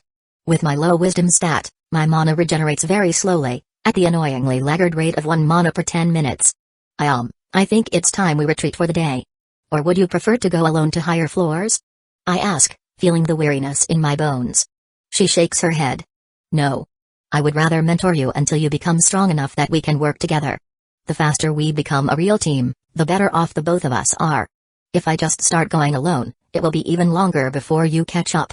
With my 3x XP rate, that might be sooner than she expects. I'm interested to see her surprised face when she realizes it, but for now, I decide to keep it to myself. However, before we leave, we should clear the boss room, she adds. I stop in my tracks, my eyes widening. Boss room? Amazing. This world is simply the best. What are boss rooms exactly? Ayam doesn't seem surprised by my lack of information regarding this topic. By now she is used to my utter newbie status on the continent. At the end of each labyrinth floor, you can find a chamber behind 2 large doors. In each of these boss rooms, a single entity spawns, and they are an upgraded version of one of the monsters found on their respective floor. So, in our case, the boss will be an upgraded version of a steel carapace beetle, shadow wisp, or brambleback, but it will still be level 1. Once we beat the boss, we gain access to the next floor. Chapter 26, Boss Room 2. Pretty simple and easy to understand. Nice. This fight might be too much for the current you, so don't be disappointed if I step in, she continues, to which I simply nod. There was a reason why I wanted to buy a strong person to help me get established in this world. I don't have any issues with being overshadowed by an experienced warrior. We walk through the labyrinth with the atmosphere growing more intense with each step as we approach the boss room. As we turn a corner, we see a small queue of explorers waiting in front of 2 large, ornate doors. The doors are impressive, standing about 20 feet tall and 10 feet wide, made of a dark metal intricately carved with scenes of epic battles. Golden inlays highlight the carvings, making the scenes jump out at a mere glance. Large iron handles, shaped like intertwined dragons, complete the formidable look. Ayam explains, here is the queue I mentioned. Clear your mind of useless thoughts and get ready to fight to the best of your ability. We wait our turn, and soon, it's our time to enter. The doors creak open, revealing a massive chamber. At the center stands our opponent, a brutal carapace beetle according to my cute and reliable monster Wikipedia, an upgraded version of a steel carapace beetle. Its exoskeleton glistens with a dark, menacing sheen, its size nearly twice that of the regular monster. The mandibles are larger, more jagged, and emit a clicking sound that echoes throughout the chamber. Its multiple legs, tipped with sharp claws, seem to dig into the stone floor as it prepares to charge. Instead of charging, I plant my feet and wait for the beetle to make the first move, remembering Ayam's advice on patience and defense. The beetle's eyes lock onto mine, and in an instant, it lunges forward with surprising speed for its size. Stay light on your feet and watch its movements carefully. As the beetle charges, I sidestep quickly, barely avoiding the deadly mandibles. The beetle crashes into the spot where I am standing with stone chips flying from the impact. Good dodge. Now, just like you did for the regular beetles, aim for its joints when it's recovering from an attack. You can do this. I do my best to listen to her instructions as I thrust forward with the aim of my strike being the vulnerable joints where the beetle's exoskeleton is thinner. My spear connects but only grazes the surface. The beetle recovers quickly, turning to face me again with a screech of rage. Your stance is wrong. Remember to keep your elbows in and pivot on your back foot. Ayam calls out, reminding me of her earlier lessons. I adjust my posture and prepare for the beetle's next move. It lunges again, and this time, I'm ready. I dodge to the side and thrust my spear into its exposed side, feeling a satisfying crunch as the tip penetrates the softer part of its armor. The beetle screeches, thrashing in pain. I try to press the advantage, but it swings a clawed leg at me, forcing me to retreat. Ayam voices her approval, good strike. Keep the pressure on, but don't get reckless. The beetle lunges at me once more, and I dodge, but my foot slips on the uneven floor. I lose my balance, and the beetle's claw grazes my arm, drawing a thin line of blood. I grit my teeth, ignoring the pain. Seeing my struggle, Ayam steps in. Her movements are swift and precise as she blocks the beetle's follow-up attack with her sword and swiftly counters, slashing at its exposed joints. Watch closely. You did aim for the weak points, but you were sluggish and overeager. Attacking too soon can be just as wrong as being slow. She moves gracefully, exploiting the beetle's vulnerabilities with each strike. Within moments, the beetle collapses defeated. Ayam turns to me, offering a reassuring smile. You did pretty well. Normally, low-level explorers like you form big teams of similarly beginner individuals and tackle the first floor using numbers. This method often incurs quite a few deaths and career-ending injuries, so you really shouldn't be ashamed due to my interference. She seems perturbed for some reason. We already established that I have no such issues. I have to think for a few moments before it clicks. Are you worried that a woman helping me is hurting my masculinity? Ayam examines my expression for a few seconds before nodding. I can only chuckle wryly. I really don't care. Anyhow, aren't you women pretty much equal to men power-wise on this continent? Or do you get fewer attributes? She shakes her head, no. Everyone gets 1 to each attribute upon leveling up and 5 points you're free to spend however you see fit. The disadvantage we women face is at level 1, because most decently fit adult males will have on average 10 starting attribute points in strength, agility, and vitality, but we females have on average 8 in those. By the time one reaches my level, this initial disadvantage basically disappears entirely. I nod repeatedly while receiving the new information. That means I'm a completely average healthy male because I have 10 in each attribute. She then continues, however, there's still an ugly and quite annoying stigma of women combatants being below men, despite there being a lot of strong and well-known women, such as Sword Saintess Rose, who I looked up to quite a lot while growing up. A lot of males would have felt insulted by me saving them, especially because I don't have a physically imposing figure or personal fame. I can't help but laugh at their stupidity. Please erase such useless thoughts from your mind. If I get killed because you're afraid of hurting my ego, then I will come back to haunt you. Instead of feeling ashamed, I'm proud to have such an awesome teammate. You want to be the strongest sword user in the world, right? You can't accomplish such a lofty goal if you worry about nonsensical stuff. A happy smile creeps up onto her face. Okay. I didn't know it yet, but a more thorough combat-oriented mini-arc was on the horizon where the situation wouldn't be so easily controlled by Ayam. This labyrinth clearing session was just a small appetizer for what was to come. Chapter 27, Brainstorming. I can't help but laugh at their stupidity. Please erase such useless thoughts from your mind. If I get killed because you're afraid of hurting my ego, then I will come back to haunt you. Instead of feeling ashamed, I'm proud to have such an awesome teammate. You want to be the strongest sword user in the world, right? You can't accomplish such a lofty goal if you worry about nonsensical stuff. A happy smile creeps up onto her face. Okay. Furthermore, I want all my wives to be strong. Don't you think it's extremely romantic to fight shoulder to shoulder with your lover?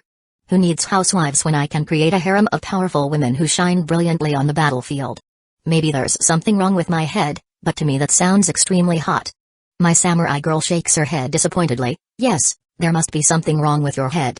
Most men who create a battle harem want to outshine all of them, often being the only frontliner with the women taking up supportive roles. She then glances away and whispers under her breath, though I can see the appeal of fighting shoulder to shoulder with one's beloved. I grin victoriously. I knew you would understand. It's certainly very manly to protect your women behind your broad shoulders, but how much sexier is it if a strong woman fights her own battles and emerges victorious? To be honest, I don't really care for pretty little princesses that cheer me on from the sidelines, but I do for strong and independent ladies. Well, I'm glad to hear I don't have to worry about you getting jealous of my prowess, but I hope you didn't misunderstand my earlier actions of hugging you. They were just a momentary lapse of judgment due to my sudden emotional weakness. Naturally. Sorry if I've been talking too much recently. I find it very easy to converse with you. Let's get out of here before I bore you to death. I bend down to pick up the boss monster's dropped loot, another carapace item, this one larger than the rest. We begin walking back toward the entrance of the labyrinth, chatting along the way. How much do you think our haul will fetch? I ask. I honestly have no idea. Prices vary from city to city, and as a future duchess, I didn't bother remembering the prices of these low-value items. I hope we at least break even with the labyrinth entrance fees, otherwise, we'll have to look into different avenues for earning coins. She glances at me worriedly. I can already tell what she's thinking. When I bought her, she agreed to something that was a part of my demands. Don't worry, I have no plans to start thieving just yet. Maybe later down the line, when we have a fat target ready to be squeezed dry, and only after thorough investigation. We won't become trashy pickpockets stealing 20 bronze coins from construction workers and farmers. You're a warrior with no stealth skills, so that would be a quick recipe for getting our hands chopped off. High risk for very little reward. Ayam releases a happy sigh and her body visibly relaxes. I don't know how to tell you this gently, but I have a way for us to earn some silver coins without doing anything overly illegal, and it's only a day's worth of work. That catches her attention. Yesterday, before I came to Aldoria, I saw a merchant carriage get pillaged by a dozen or so goblins. The merchants lost, which resulted in the males getting killed and the females getting hauled off. I took this opportunity to liberate the carriage from its now ownerless crates. Her eyes widen with disbelief. And you just let them get taken away? I examine her for a few seconds before nodding nonchalantly. Yeah, of course I did. I was a level 1 nobody against a dozen armed goblins. What do you expect from me? I didn't even have weapons back then. I picked up the guards, which is where yours came from, by the way. She grits her teeth and looks at her iron sword with a hint of sadness. I'm happy to see that she doesn't throw it away at least. I have no savior complex. I am an opportunistic hedonist. I have no wish to hide this facet of me from you. I believe that while heroes burn amazingly bright, inspiring the masses all over the world, their flames fade and extinguish just as swiftly as they ignite. I want to lead a consistent, happy and pleasurable life where I live for a long time as the one on top of the pyramid. I pause for a second before looking deep into her eyes. I want to be the strongest existence that no one even dares think of opposing. That is my end goal. Her body freezes completely, except for her eyelids that open and close a few times in a rapid fashion. Is it that big of a shock? Maybe coming from a level 1's mouth it sounds like a madman's ramblings.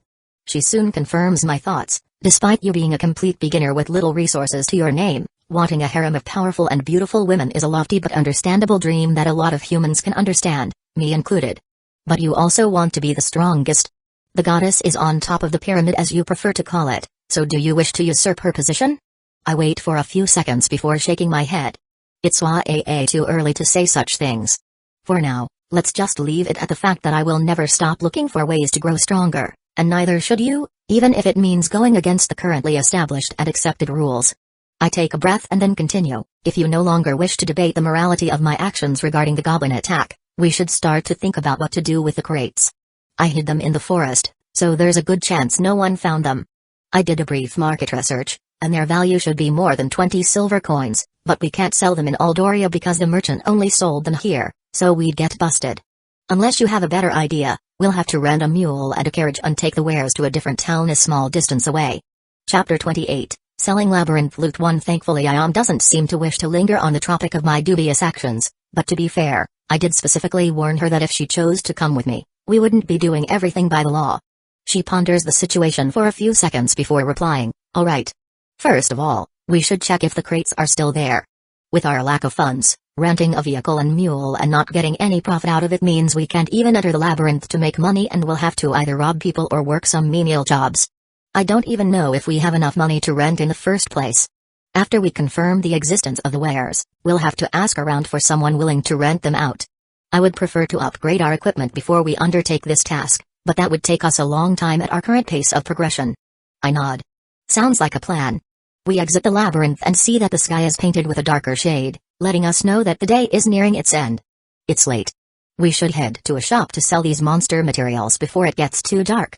Ayam proposes after coming to the same conclusion as me regarding the current time. Good idea.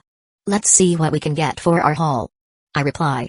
Ayam adjusts the bag on her back that's filled with the materials we collected, and we make our way through the winding streets of Aldoria. The streets are still fairly crowded with townsfolk finishing their business, and the occasional adventurer or merchant passing by. Eventually, we arrive at a shop with a wooden sign swinging gently in the evening breeze. The sign reads, Garen's Monster Materials and Curiosities. Ayam pushes the door open, and a bell jingles above us as we step inside. The shop is filled with shelves and tables laden with various items, from weapons and armor to potions and trinkets. Behind the counter stands a burly man with a thick beard, his sharp eyes scanning us as we approach. Evening, explorers, he greets us. What can I do for you today? We have some monster materials we'd like to sell, I say with a hint of tiredness in my voice. I didn't feel it in the labyrinth, but now that we are out of the danger zone exhaustion is beginning to crash down on me. Ayam sets the bag on the counter and opens it, emptying the contents onto the desk. Various shells, essences, and thorns spill out. Garen strokes his beard thoughtfully as he examines the items. He pulls out a few, turning them over in his hands and inspecting them closely. Nothing extraordinary. Steel carapace beetle shells, shadow wisp essences, brambleback thorns. I see these a lot. The carapace is nearly worthless for armor, and the rest are common at best. He picks up the larger carapace item from the boss beetle. This, however, is a bit more interesting. Good for grinding into powder for alchemy. Garen retrieves a ledger from beneath the counter and starts jotting down notes. After a few minutes, he looks up and gives us a nod. Alright, for everything here, I can offer you 30 bronze coins. Fair enough? Ayam and I exchange a glance. Fuck. It's way less than we hoped. With 40 bronze to enter the labyrinth, about 40 more of general daily expenses means we simply can't clear the labyrinth to make a living at this point. 60 bronze coins, I blurt out, shamelessly doubling his offer after equipping my merchant class and using my lesser barter ability. I then realized that I didn't actually need to equip the class as I can use its spells even if it's set as a secondary class and not the primary, so I swap it back. Garn raises an eyebrow. He looks over the materials again with his gaze lingering on the boss beetle's carapace before heartily laughing. 60, you say? Boy, that's quite a jump from my initial offer. What makes you think these common materials are worth that much? Novice explorers bring these trashy items to me in bulk. I maintain eye contact, projecting as much confidence as I can muster. The boss beetle carapace is indeed more valuable than the rest, but consider the volume we've brought you. The shells and essences might be common, but they're in excellent condition. Plus, the powder from the carapace can be used in high-demand alchemical potions.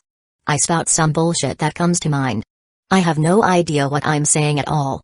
Garn's laughter dies down as he scrutinizes the materials once more, this time with a more critical eye. High-demand alchemical potions, you say? If nothing else, you've got guts, kid, I'll give you that. Or maybe I should just call you extremely shameless. Ayam steps closer. Perhaps the market is flooded with these materials, but our consistent supply can ensure you always have stock. That reliability should count for something. Would you look at this devious girl? I honestly didn't think she had it in her. Maybe she is going to adjust to my way of life sooner than expected. Supply? What supply? We are about to leave the town, and even if we do return, I will do a thorough market research when I have the time to find the best buyer for my items. I'm just too tired now. Shops are also closing, and we need the money for tomorrow if we decide to go ahead with the plan. Chapter 29, Selling Labyrinth Loot to Garin grunts while rubbing his chin thoughtfully. You've got a point, lass. Consistent supply is worth its weight in gold. Well, not literally if all you bring me is from the lower floors, but you do get the point. He looks back at me with his eyes narrowing slightly. Alright, I'll play along for once, but 60 bronze is still a stretch. How about 45 bronze coins? That's more than what I would give to my friend's son who is also a novice explorer like you too. I keep my expression steady, despite the urge to accept his offer immediately. The lesser barter ability is pushing me to aim higher. How about 50 bronze coins, Garin? 5 more coins should be nothing to a well-off and long-established merchant such as yourself, while for us beginners it can be the difference between life or death. 50 bronze coins, huh? You're a shrewd one, even playing to my heartstrings, making it seem like it's on me if you die due to not having enough money to buy proper gear.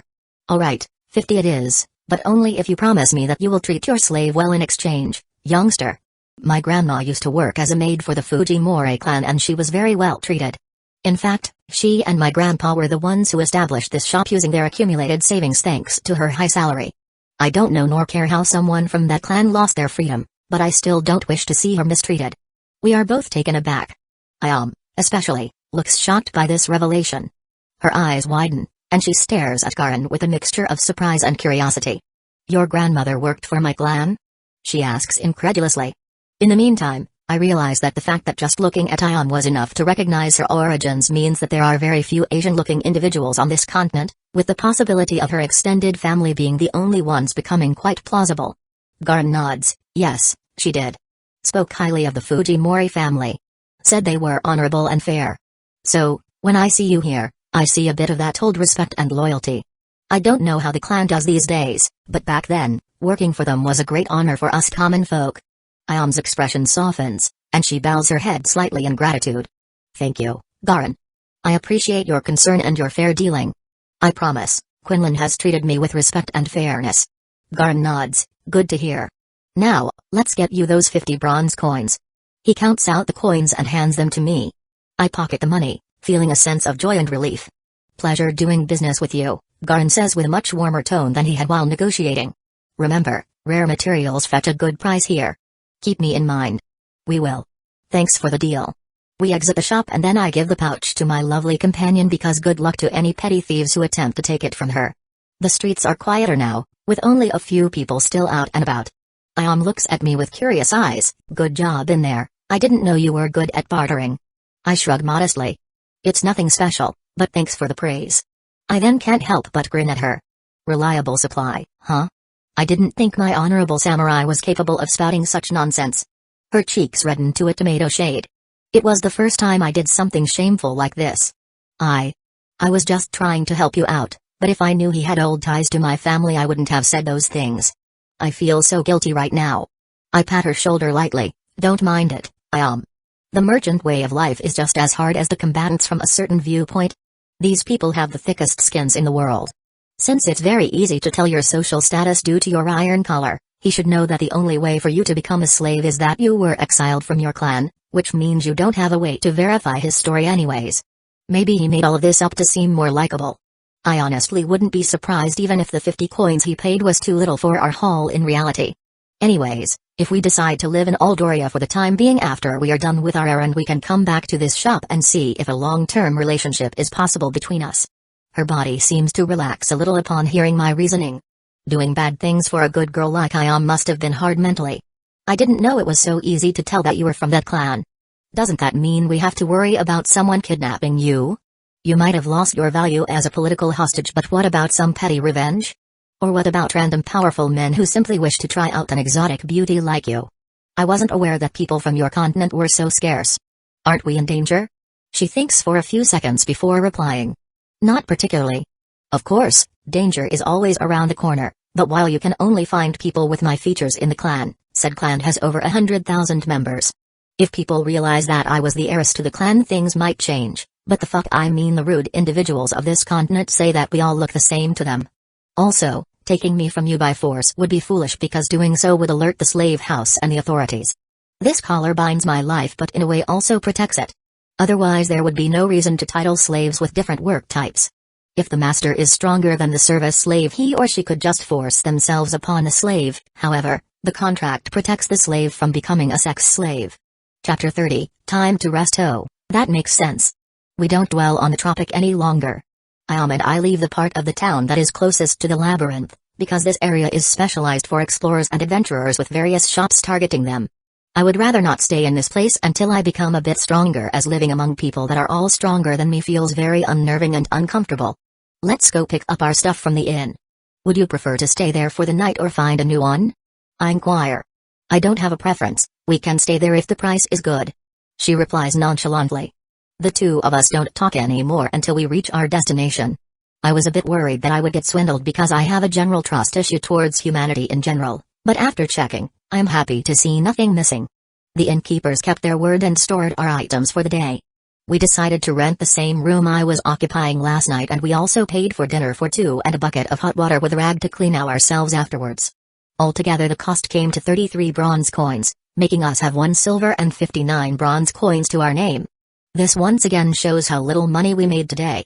Though, to be fair, it was an afternoon's worth of work only, but a single construction worker is said to earn 50 bronze a day, so we can't be happy with today's haul, especially because we earn 50 only after some serious haggling. Anyhow, once I get stronger our income rate should skyrocket, so I'm not depressed. The meal was very delicious, especially after the hard work we've put in today. My first day of being a combatant was thrilling, exciting and fulfilling, but also exhausting. I'm drained of energy. We head back to our room and a servant brings us the bucket of hot water we paid an extra bronze coin for. Sadly nothing sensual happens, we didn't wash each other's bodies or anything like that. Well, not that I was expecting to do so, but a man can hope, no? My hopes were crushed mercilessly when she told me to wipe first while she meditated for a bit. She then bathed after me, and I was explicitly instructed to go for a 5-minute walk, to which I obediently complied. I don't know if I could have insisted on staying and watching due to the contract, but I had no intention to abuse my master's status over her. It was Ayam's first day outside the slave house in a year and I didn't want her to be uncomfortable. Not that I have plans to peek at her at a later date. I am a gentleman, after all. She will undress herself willingly in front of my observant eyes soon enough. By the time I got back to the room I found her lying on the floor, using her clothes as a makeshift pillow and blanket. It doesn't look comfortable one bit. She spent the entire day patiently instructing me and she even saved my life at least a dozen times. I simply can't allow this. Come on, Ayam. Go sleep on the bed, you deserve it. She turns to look at me. You worked hard today, Quinlan. You are also my master. There's no reason for me to sleep there. I insist. So do I. Why must she be so hard-headed about the most useless stuff? She tends to be so lax about these things. In the restaurant she always orders whatever the specialty is. Alright, then come up so that we can both sleep on the bed. I can see her looking at me with accusatory eyes. Really? We've been through this dance already, Ayam. If I molest you or something you can beat me up. I don't feel comfortable with my precious teacher sleeping on the floor next to me. Alright. That seems to have made her relent. Nice. We both lie in the bed now, at a respectable distance from each other. She turns to her sides, showing me her back. I glance at the ceiling and look over the various system stuff I've neglected so far. Ever since I bought Ayam I was a slave master, but I didn't even check the class specifics. Slave master, basic evil class, effect, minor wisdom increase, base skill, slave status monitor. Slave status monitoring allows the slave master to examine his or her slave status windows. Evil class? Why? Slavery is legally accepted. Is the goddess against slavery? But then why allow it to exist? I don't believe for a second that she is so weak that she can't send a message to her temples or something saying that anyone owning a slave is a heretic. Wait, how do I level this class even? The others are pretty straightforward, but this. As I think that, I somehow delve deeper into the description, and a leveling explanation appears. To level up the slave master class, one needs to make good use of their slaves. The universal leveling method is to have one's slaves level up their classes or normal levels, but there are more effective job-specific methods as well. For labor slaves, have them work diligently and finish projects to a satisfactory degree. The better the end result, calculated as more income or recognition the master receives, the more XP the slave master receives. For service slaves, have them provide elegant and tasteful service on a regular basis. The more impressive and prestigious they make their owner look, the more XP the slave master receives. For sex slaves, have them satisfy their partner's sexual urges, the more satisfied they leave the more XP the slave master receives. Furthermore, if their sexual services are provided for a monetary compensation, the more income they bring to their master the more XP the slave master receives. For combat slaves, have them triumph over foes, the stronger the more XP the slave master receives. Have them represent their master in tournaments, duels, exhibitions, and the more fame they earn for their owner the more XP the slave master receives. Chapter 31, Introspection. Oh. Very detailed and thought out, I must admit. I don't really think I want to level this class though. I mean, wouldn't a mage or another epic class be much cooler? Furthermore, I don't think I want to spend more money on acquiring good slaves. Can't I just meet some nice people that are not contractually chained to me?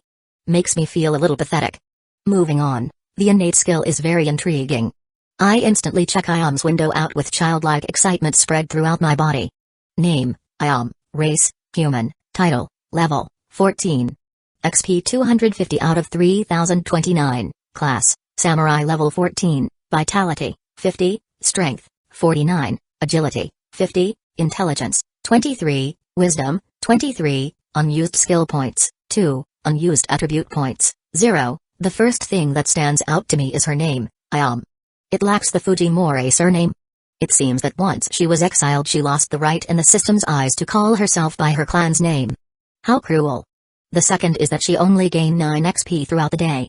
Yes, it was me who did most of the killing, but that is still laughable if I consider how much she needs. Really, she is only there to teach me. Leveling her up on the first floor would take decades. The third is that she doesn't have the primary and secondary class distinction, she is a samurai and that's it.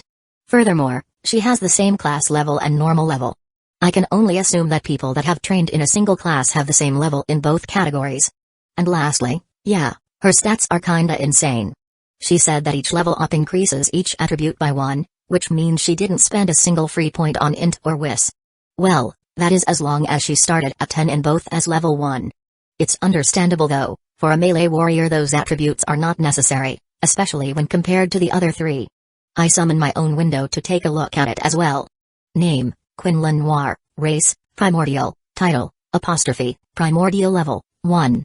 XP 70 out of 100, primary class, warrior level 2, secondary classes, slave master level 1, merchant level 1, thief level 2, vitality, 11, strength, 10, agility, 10, intelligence, 10, wisdom, 10, unused skill points, 0, unused attribute points, 0. I already have 2 classes that are level 2 while my main level is still at 1. I can only draw up the theory that primordials have a difference here. After seeing Ayam's stats I feel a bit saddened by mine for a second before telling myself that this is only the second day I spent in this world. Furthermore, I realize that the benefits the attributes provide are not linear. According to Ayam's 50 agility, she should be only 5 times faster than me, but that can't be true. I know for a fact that she didn't go all out today and I sometimes couldn't even follow her movements with my eyes, much less react to them in time. I then glance at the section which I've ignored all this time, unused skill points, 0. Ayam had 2 unused points. I'm curious now. Use unused skill points to unlock rare classes once other requirements are met. Use unused skill points to unlock spells and abilities once other requirements are met. Wow. So this is incredibly important. I can't waste points thoughtlessly. I check what I can unlock right now. A thief-specific spell is the first I notice. Spell, Lesser Lock Picking, increased chances of successfully opening locks using proper tools. Requirements, Thief Level 1, unused skill points 2, interesting.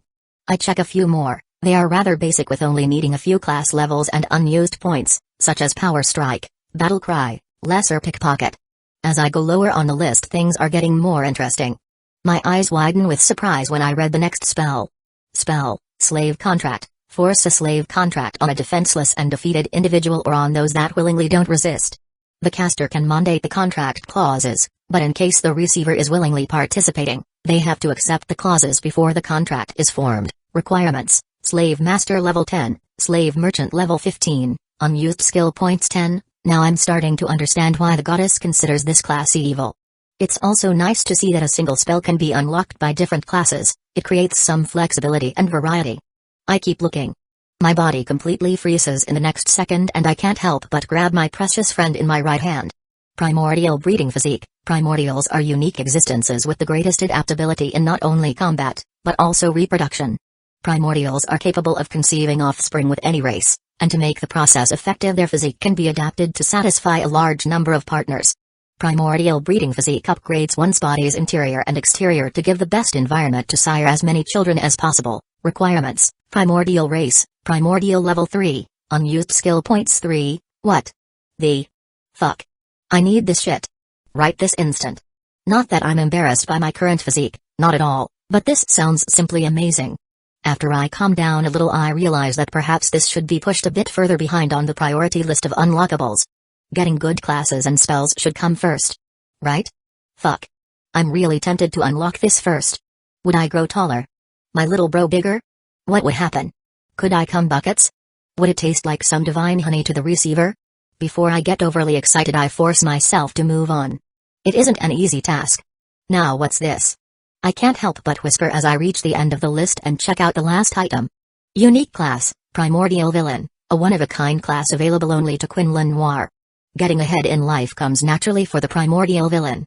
The Primordial Villain faces very little moral dilemmas throughout their life and is among the most methodical, cunning and ruthless individuals one might be unlucky enough to come across during their lifetime. Chapter 32, Primordial Villain. Requirements, Primordial Race, 3 of the following, Assassin Level 10, Thief Level 10, Necromancer Level 10, Cultist Level 10, Slave Master Level 10, Bandit Level 10, Pirate Level 10, Kidnapper Level 10, unused skill points 5, oh, dear goddess, what is this?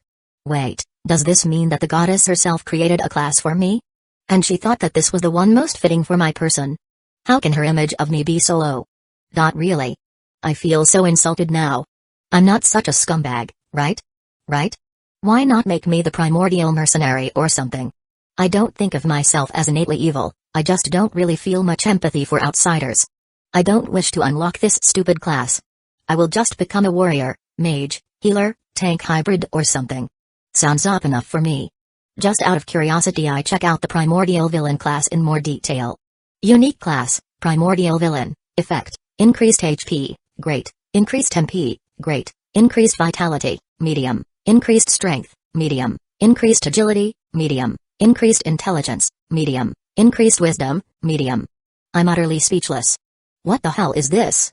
All my classes provide me only with a single minor increase as their effect. Just the great HP increase alone is amazing, as I don't really wish to see it reach the number 0. Combined with the rest, I don't know what to say.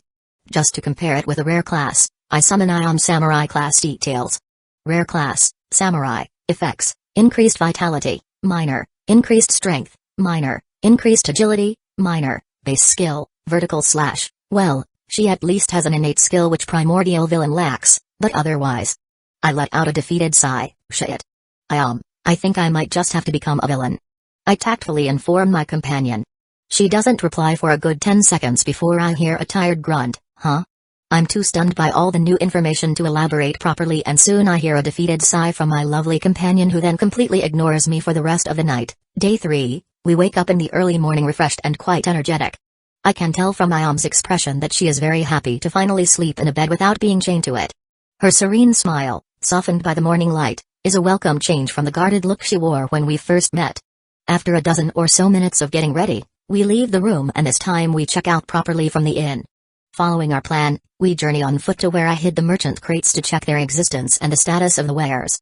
Ayam walks beside me as her eyes scan our surroundings with practiced vigilance.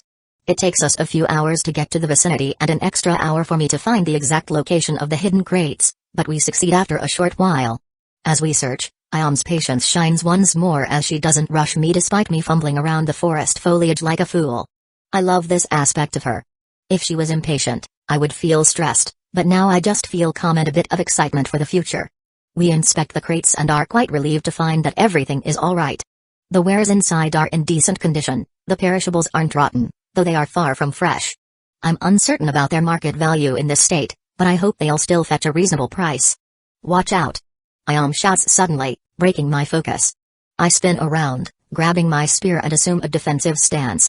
My eyes scan the surroundings for the source of her alarm. A few small green creatures, no taller than a child and with beady eyes glinting malevolently, come into view. They have ragged clothing and crude weapons slung over their shoulders. Their presence is accompanied by the high-pitched, discordant sound of their voices. Scree-ee. One of them screeches. One of the creatures, who appears to be their leader, points at us with a clawed hand. Pretty woman. It cackles, and I can't help but compare its voice to nails on a chalkboard. Then it turns its gaze to me, and with a mocking sneer adds, "Man ugly. Kill. Thanks, buddy. Love you too," I mutter under my breath, trying to maintain my composure despite the absurdity of the situation. Goblins. Sorry, Quinlan, I failed to detect them in time somehow. I'm not the best at surveillance. Damn. Now I feel so ashamed. My samurai kept berating herself for this supposed failure. Well, she did sense them in the end, but only once they got quite close to us. Don't mind it, I was thinking of adding a good dog girl to the party soon. Her nose should sense these filthy creatures from miles away. Even I can smell their piss-covered skin. So fucking disgusting, to be honest. Why not a good dog boy? She teases, which I completely ignore. A man in my party? Good joke, woman. I can only see 3 of them. Do you sense any more? Nope, it should be a scout party. They might be part of the same raider group you encountered before. What do you think about me handling this? I can tell by your lax attitude that you can slaughter them easily. Might be good training for me. She smiles and nods at me. I was just about to suggest that. I will shadow you and step in should the need arise. Don't rush and use their lacking intellect and the superior reach of your spear as well as your longer limbs to your advantage. With a deep breath, I nod and take a step forward, brandishing my spear. The goblin's sneering expressions only increase my disgust-fueled determination. I tighten my grip and prepare for the brutal encounter. Chapter 33, Goblin Fight, Power Surge. I activate my innate warrior spell with Roar. The first goblin lunges at me with its rusty dagger. I sidestep its clumsy attack and thrust my spear into its side with the blade sinking into its flesh. The goblin lets out a gurgled scream, but it doesn't go down. With a quick follow-up, I pull the spear out and thrust again, this time aiming for its chest. Blood pours from the wound like an open faucet, and the goblin collapses. You've slain Goblin, level 2. You've gained 17 XP. I barely have time to process the kill before the second goblin charges at me, swinging its club wildly. I parry the blow with the shaft of my spear and counter with a jab to its throat. The goblin staggers but remains standing. I adjust my grip, drive the spear into its gut, and then twist it to maximize the damage. The goblin chokes and drops to its knees while clutching its stomach before falling to the ground. You've slain Goblin, level 2. You've gained 17 XP, you've reached Primordial level 2, Warrior level 2 to 3, nice. I can't help but cheer inwardly. The XP drop is much better here than in the first floor of the labyrinth, especially when we factor in my 3 times increased rate. Goblins are simple creatures that are easy to kill with a long spear and the bare bones training I received from Ayam yesterday, even more so than the level 1 labyrinth monsters I've encountered. The leader, after witnessing the swift demise of its comrades, hesitates for a moment before letting out a furious screech. Scree-ee. It rushes at me with surprising speed with its dagger aimed at my chest. I deflect the blade with my spear and kick the goblin back, sending it sprawling to the ground. Before it can recover, I pin it down with my spear as the sharp point presses against its throat. Stop struggling. I command in a cold, authoritative tone. The goblin flails its limbs around for a moment and then freezes. Its beady eyes are wide with fear. I glance at Ayam, who stands ready to intervene, but she remains in the background, trusting me to handle the situation. Ayam, I want to hunt more goblins. She nods approvingly. I can see a happy curve form on her lips as well. Maybe we can save the women you saw get kidnapped. They certainly won't be the same after 2 days of goblin captivity, but they still deserve a chance at life. Oh, there's that too. I might have forgotten about those two completely. I got a bit bloodthirsty from seeing how much XP they give for how simple creatures they are. With my increased XP gain from being primordial, I could farm some good levels here. Green little shit, tell us. Do you have any treasures in your home? I ask from the captured goblin. Is that seriously your first question? I don't believe this. For some strange reason, my cute companion is furious with me? Yes. Many shinies. We raid village. It shouts frantically. Women too. You take pick. One free. Gobbo ask boss for you. I look into his eyes and I can see a strange, cunning glint. It's not hard to tell that his genius master plan is to lead us into the midst of his tribe and have all of them gang up on us. I have to do my utmost to hold back my laughter. The simplicity of these creatures is pretty amusing. I would estimate them to have the intelligence level of a 10-year-old child from Earth. How many goblins are there? Ayam inquires. Gobbo no speak woman. Gobbo breed woman. His unexpected misogynist response destroys Ayam's serene expression for a brief moment before she swiftly regains her cool. She is clearly way above getting offended by a goblin. Wow. Perhaps some modern feminist ideology is in desperate need of being introduced into goblin society. I stab my spear into its shoulder. Gobbo yes speak woman. I shout at him with a certain amount of amusement in my tone. It's more fun to speak like a stupid little goblin than I expected. He cries out with an ear-piercing scream, clutching his other hand at my still embedded spear, desperately attempting to pull it out. Okay. Gobbo speak woman. I hurry him along kindly. Answer then, you retarded midget. I don't pull out my spear because he is getting somewhat relaxed once again and I know that doing so would pain him even further. He then looks inwardly and begins counting one by one as he remembers them. Gob 1, Gob 2, Gib 3.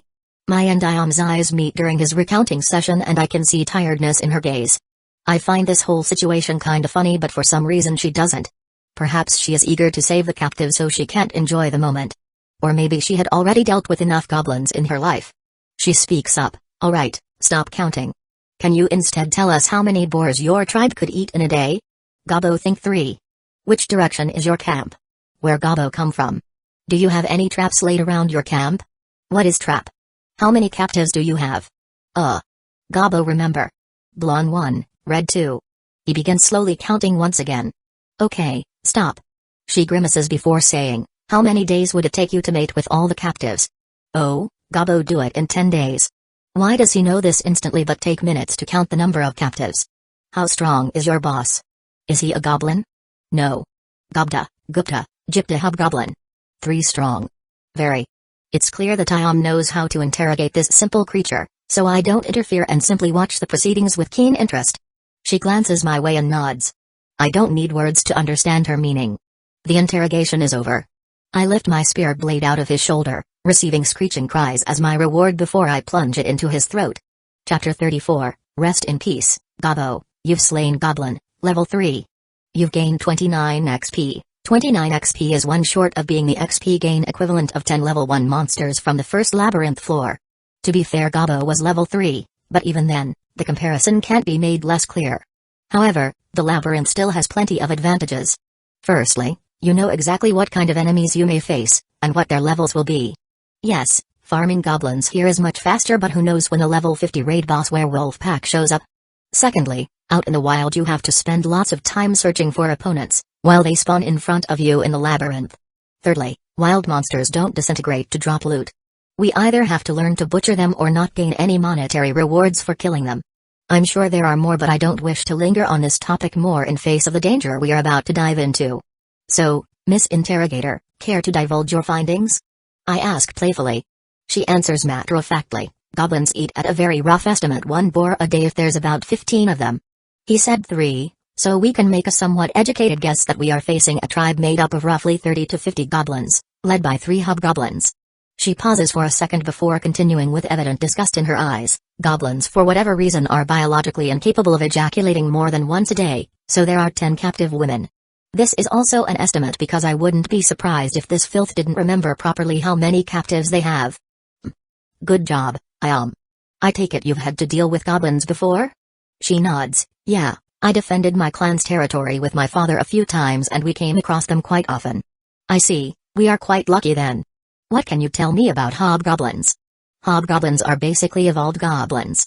Monsters have no classes but they can evolve into a higher existence when they meet certain level requirements, which for goblins happens at level 10. They have only slightly less intelligence than a human, they are strong like a trained soldier and can handle more intricate weapons. Don't even think of fighting them, Quinlan. I will be the one to deal with them. Naturally, I had no such intentions, so I quickly oblige. Alright. We shouldn't rush in there but try to pick off as many stragglers as we can. Agreed, but Quinlan, I feel that I must inform you that this is all very risky. I don't know if I can protect you properly against these numbers, especially if I have to face 3 hobgoblins at the same time with such shoddy equipment. I understand if you would rather return to Aldoria and alert the guards. They will be here in 5 or so hours if we go immediately. I can tell from her strained expression that she wishes to save the women right this moment. Who knows what horrors they would face in that time span. Well, I do have an inkling, but let's leave it at that. Naturally, I don't wish to give such a tasty XP farm to someone else, so despite for different reasons, we reach the same conclusion, we wish to fight them right as we are. Yes, I'm risking my life but the rewards are simply too tantalizing. If I kill dozens of goblins. Oops, I'm salivating. Sometimes a gentleman must risk his life to save defenseless maidens. I will not run and face the challenge head-on. I might be calculative but I'm no coward. When the situation demands I charge in. I shout energetically. She looks at me surprised for a few seconds but then smiles approvingly. Seeing her be so proud of me makes me feel quite happy. I've just earned some brownie points. Naturally, if I didn't find them such good XP farm subjects I would be on my way back to Aldoria to rent my merchant carriage, but some things are best left unsaid. I summon my status window, name, Quinlan Noir, race, Primordial, title, Primordial level, 2. XP 33 out of 130, primary class, warrior level 3, secondary classes, slave master level 1, merchant level 1, thief level 2, vitality, 11, strength, 12, agility, 11, intelligence, 11, wisdom, 11, unused skill points, 3, unused attribute points, 5. I spend a single skill point on a warrior spell, Power Strike, then leave the last 2 to be decided later. My future literally depends on this decision. I can't rush it unless my life is in mortal danger. Power Strike is just too good to pass on in my opinion. It's a simple spell that uses 5 mana to make my next strike deal 50% extra damage with a cooldown of 20 seconds. With my current 110 mana I can use this spell quite a lot. All of my opponents needed 2 hits of my Iron Spear so far. With this, I hope to be able to one-shot the rabble. As for my unused attribute points, I divide it by putting 3 into vitality and 2 into agility. Yeah, strength is cool but I wanna survive first. With this, my HP went from 110 to 140, was 100 at level 1, got 10 extra for the default 1 point increase in vitality due to level up. It seems that every point in vitality adds 10 horsepower. I already feel a lot better with this big increase. With stat allocation done, my attributes are as such: vitality, 14, strength, 12, plus 1 from warrior class effect, agility, 13, intelligence, 11, wisdom, 11. I move a bit and I can instantly tell that I've become faster with a 30% agility increase. I'm not the only one, though. What? You've leveled up? I thought you were at 0 XP. My companion speaks up. I'm not in the mood to explain that I'm a primordial with a cheat-like XP boost for now. We will discuss such matters later. Let's focus on the task at hand. She nods. You are right. I'm far from being a good scout but we have to try to sneak closer to them. We begin making our way towards where Gobbo pointed us previously with measured steps. Chapter 35, another scout party. After 20 or so minutes of traversing the forest we run into another goblin scout party. This time there are 5 of them, each dressed in their trademark loincloth and carrying very crude, crumbling weapons. I use the term scout party very generously because 2 of these degenerates are currently busy chewing at tree barks with their ugly yellow teeth while one is laying the pipe in a nearby bush and screeching loudly at the same time. The last 2 are enjoying each other's company despite both being males. Well, one of them is enjoying it, the stronger one, the weaker not so much, evidenced by his shrieks and flailing limbs. I feel a strange mixture of utter disgust and morbid fascination at the sight of these hopeless tards. I didn't know goblins swung this way, but whatever floats your boat. I'm not one to judge. Freedom of speech and all that fancy-mancy 21st century stuff. I whisper into Ayam's ear, Let me have a go at these rejects. Please circle around to the other side to cut off their escape route should I fail to get all of them.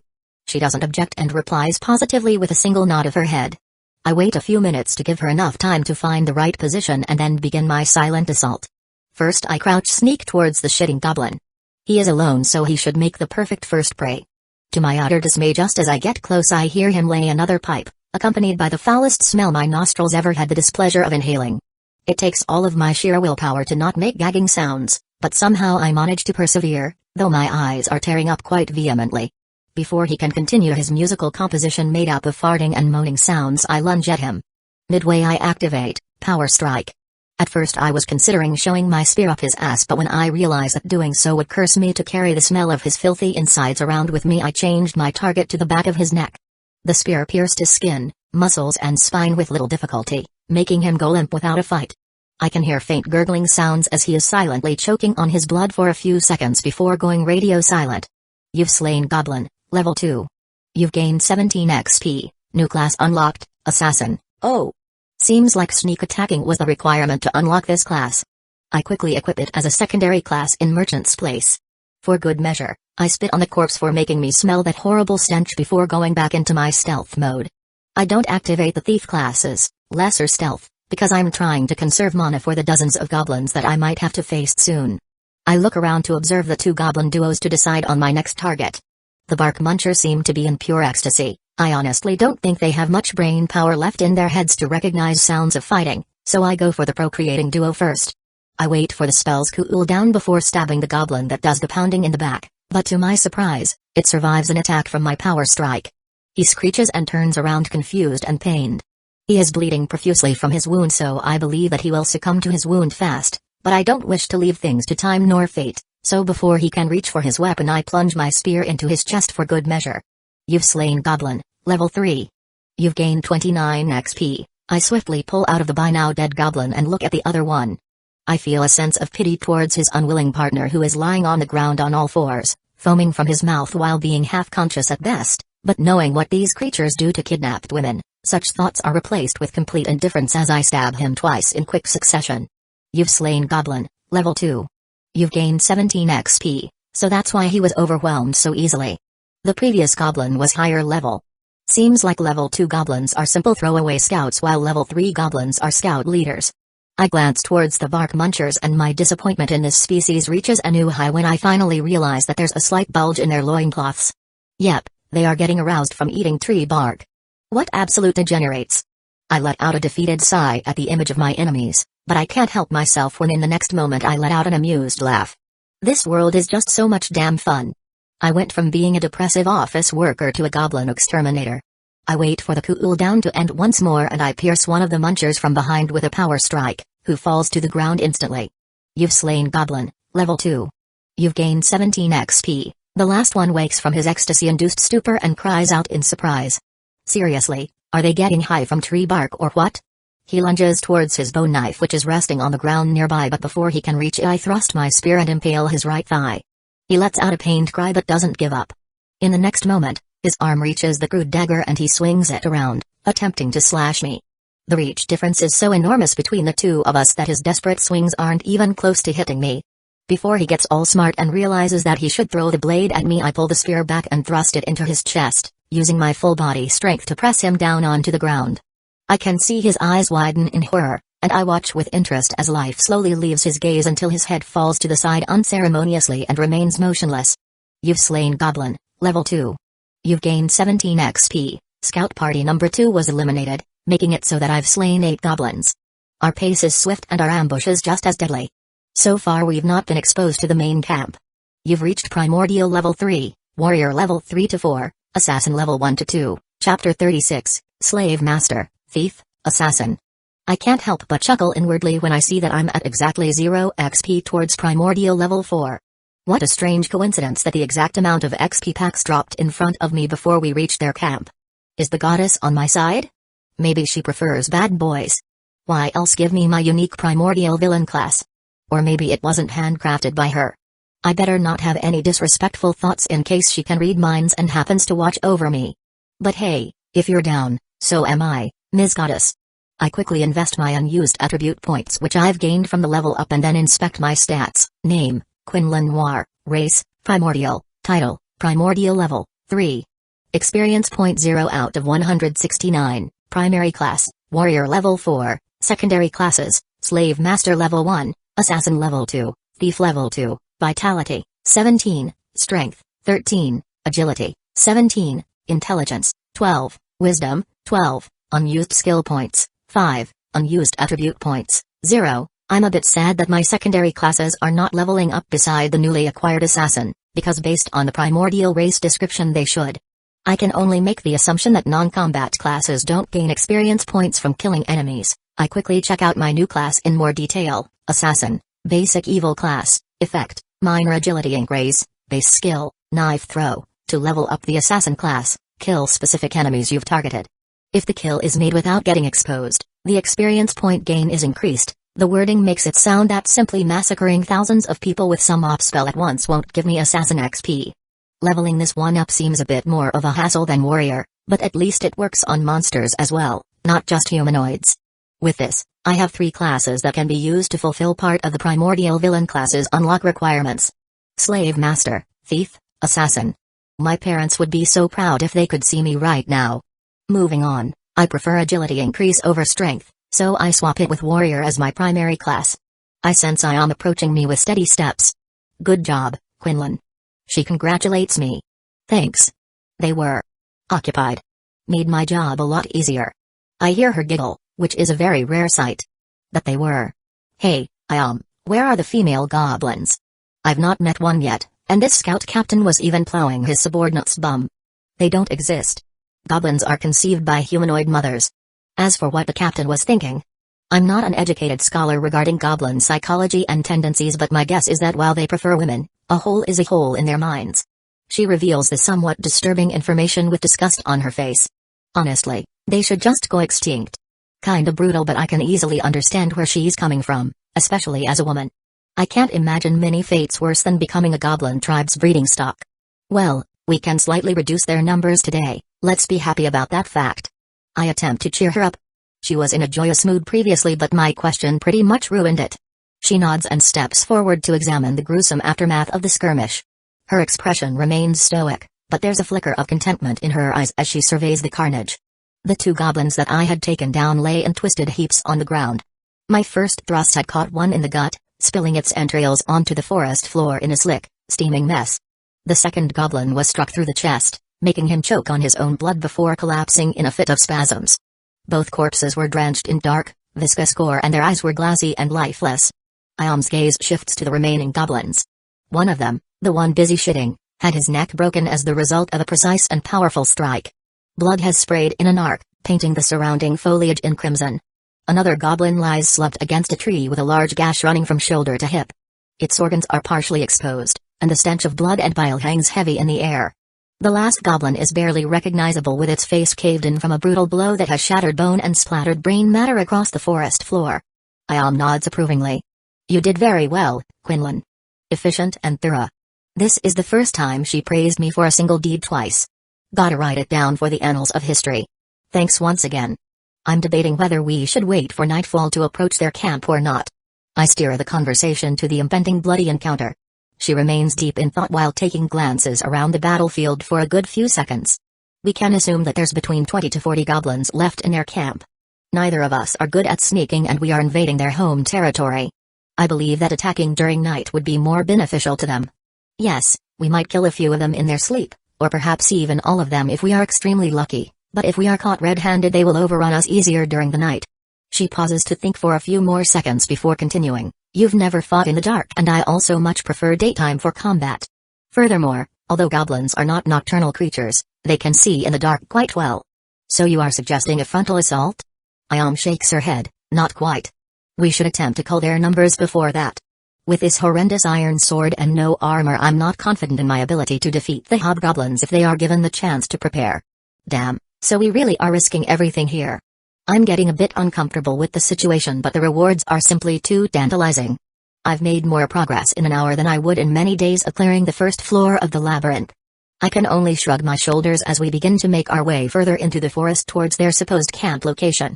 Chapter 37, Shadowy Figure. Somewhere, some time ago, the forest was obstructed due to the shadows cast by overgrown trees. However, the constant stillness was abruptly disturbed by a rapidly moving creature. A cloaked, shadowy figure dashed through the forest foliage with extraordinary speed. Despite being entirely covered by a dark attire, it couldn't hide her distinctly feminine physique as her voluptuous curves inadvertently revealed her gender. The woman moved with a grace that was entirely supernatural. Each step was soundless, each leap effortless. A dark, ragged outfit hugged her body, which ended up emphasizing her slender and athletic figure. Her physique embodied a mighty combination of power and feminine charms. The hood she had on blocked her face, but it couldn't conceal the fierce look in her eyes which shone in the dark, nor could it hide her fluffy ears sticking through the cloth on top of her head, or the tail that swayed from beneath her cloak. She moved with purpose as she darted between trees. Her feet barely touched the ground, as if she were more spirit than flesh. She occasionally paused her movement for brief moments and lifted her nose up and sniffed the air, clearly in search of something specific. The forest seemed to part for her, with branches and leaves bending away as if in reverence. She easily jumped over a lengthy patch of mud and landed without a sound. Her momentum was not broken even a tiny bit. As she dashed forward with even greater speed, her hood fell off her head for a moment, revealing a golden retriever-like dog-ken girl. Her long, flowing ponytail of golden blonde hair streamed behind her like a radiant banner. Her beautiful blue eyes, which were previously bright and sharp, suddenly glinted with dejection, desperation, and hopelessness.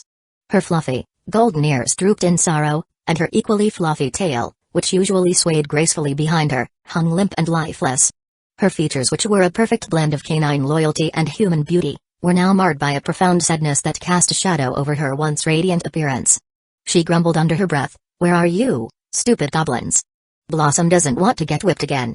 She then whimpered, "Even if Blossom finishes this quickly, Blossom will just get whipped anyways." A tear formed in her eyes, finally completely breaking the nerve-wracking effect of her previously imposing aura. "Blossom misses you, Kyara. Sister. Mother." Back to the present, we've spent the last few minutes traveling through the forest toward the suspected location of the Goblin encampment. In that time frame, I checked through the assassin class unlockables and found what I've been looking for desperately, something that was missing from the unlockable warrior spells, an evasive movement ability. Yes, I could unlock some charge-like spells before, like Bull Rush, but I needed something to evade enemy strikes, not rush at them. I spent 2 unused skill points to unlock Lesser Evasion, evade hostile attacks with graceful movements.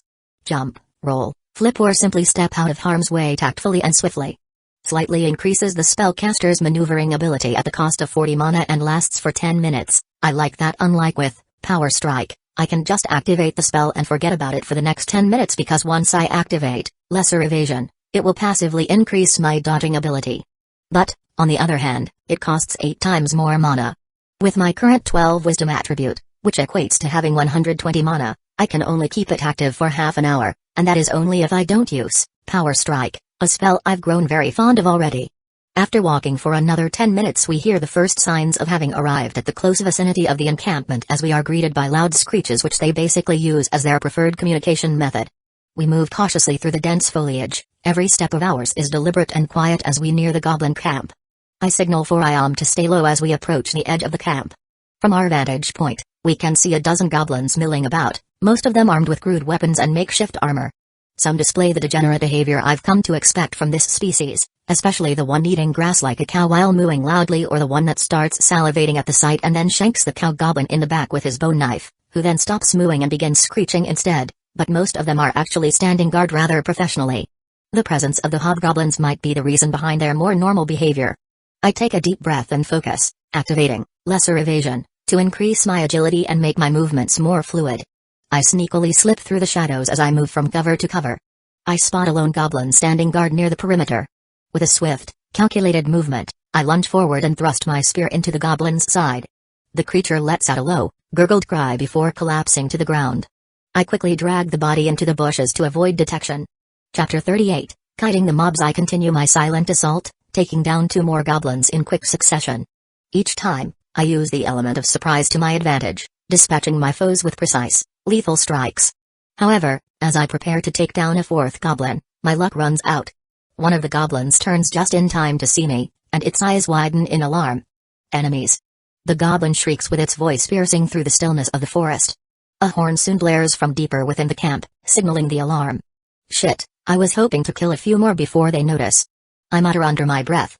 Ayam is already at my side with her iron sword drawn and ready. The camp erupts into chaos. Goblins pour out from their filthy tents made of tree branches and leaves. Their eyes are wild with aggression and they emit a distinct thirst for blood. There are about 30 of them, and amidst the fray, I see 3 larger figures, hobgoblins, towering over their smaller kin with an air of menacing intelligence and strength. Unlike their green-skinned foot soldiers, the hobgoblins look like monsterized humans with similar height and a bulky build. They have proper weapons and armor, and their skin is ashen brown. Ayam, take the hobos. I shout. I'll handle the midgets. She nods. Don't die. After stating her brief good luck wish, her face sets with determination, and she charges towards the trio. I turn my attention to the swarm of goblins rushing at me.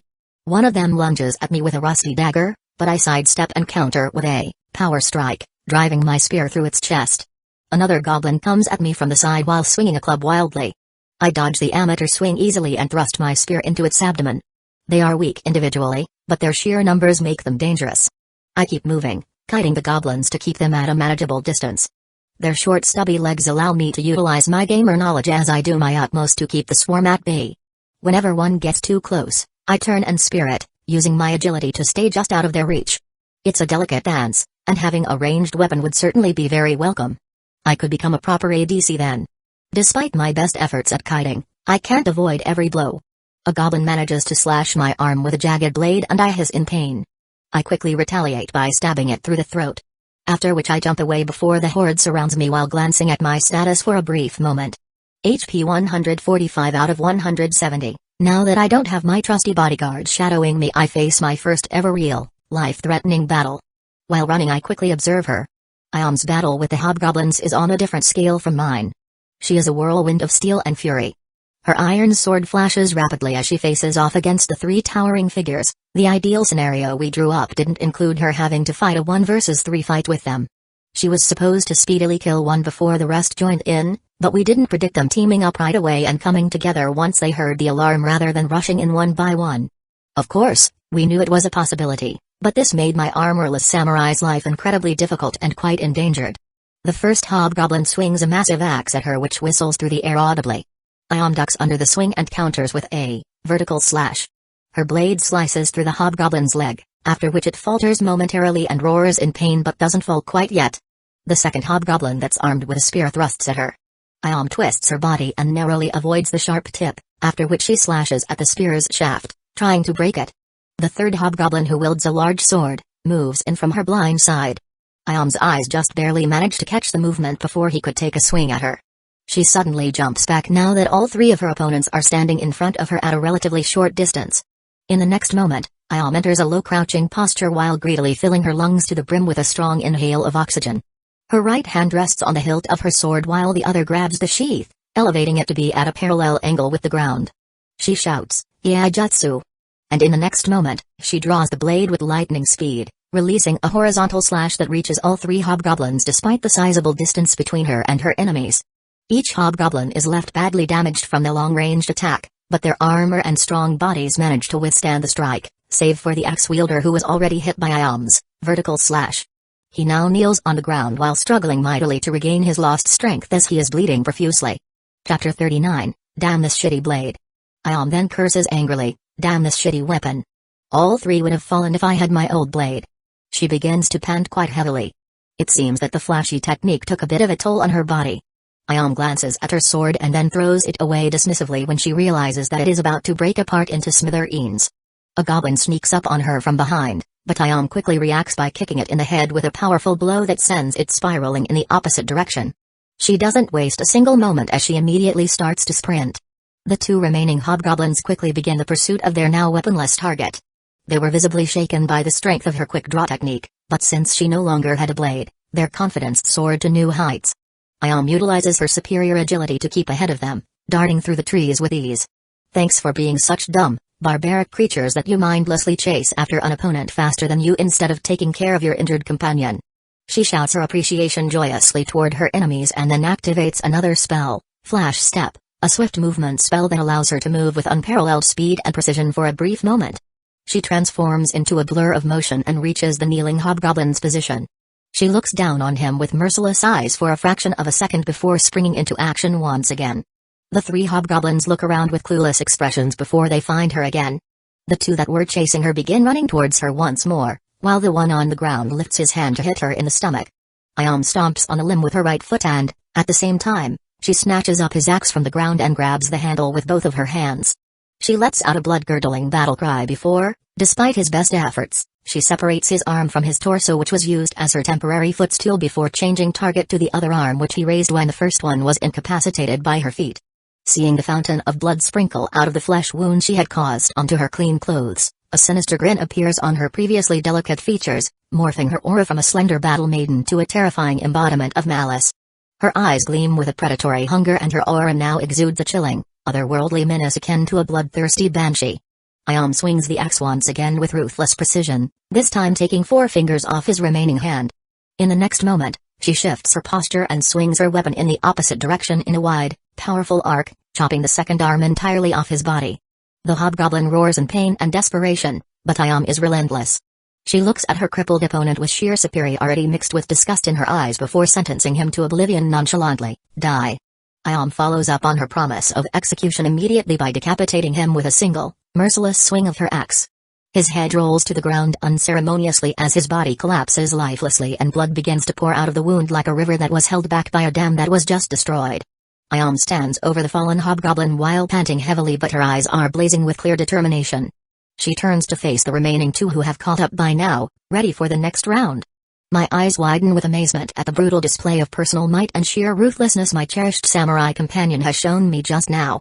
There might be something wrong with my head, but she has become even hotter in my mind, which I didn't think was possible, because let me tell you, she is a real beauty with a precious personality. There's something sexy about a strong woman beating and then mercilessly executing her opponents while sentencing them to death with a scornful, condescending expression on her divinely charming face that just signified her supremacy over her foe. The fact that her slain enemy's blood adorns her clothes and skin like a battle trophy is just the icing on the cake. Furthermore, because her normal state of being is just so serene, relaxed and kind, this giant switch that happens when she enters serious battle mode just makes everything stand out even more. If she was a barbaric battle maniac, 24 out of 7 seeing her chop limbs off with a sinister smile on her face wouldn't affect me to this degree of being completely surprised. Sadly, I don't have the time to watch her fight because the goblin swarm I've been kiting is fast on my tail. They've realized that they should use ranged attacks against a faster opponent after a few minutes of effortless pursuit, so now I have to zigzag to dodge their thrown blades, rocks and whatnot.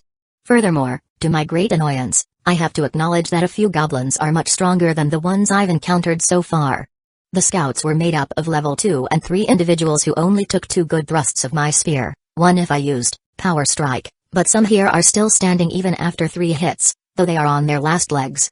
What's even worse is that I'm only at half HP due to failing to dodge all their thrown projectiles, though thankfully I'm only feeling pain, beyond that my body can function at full capability.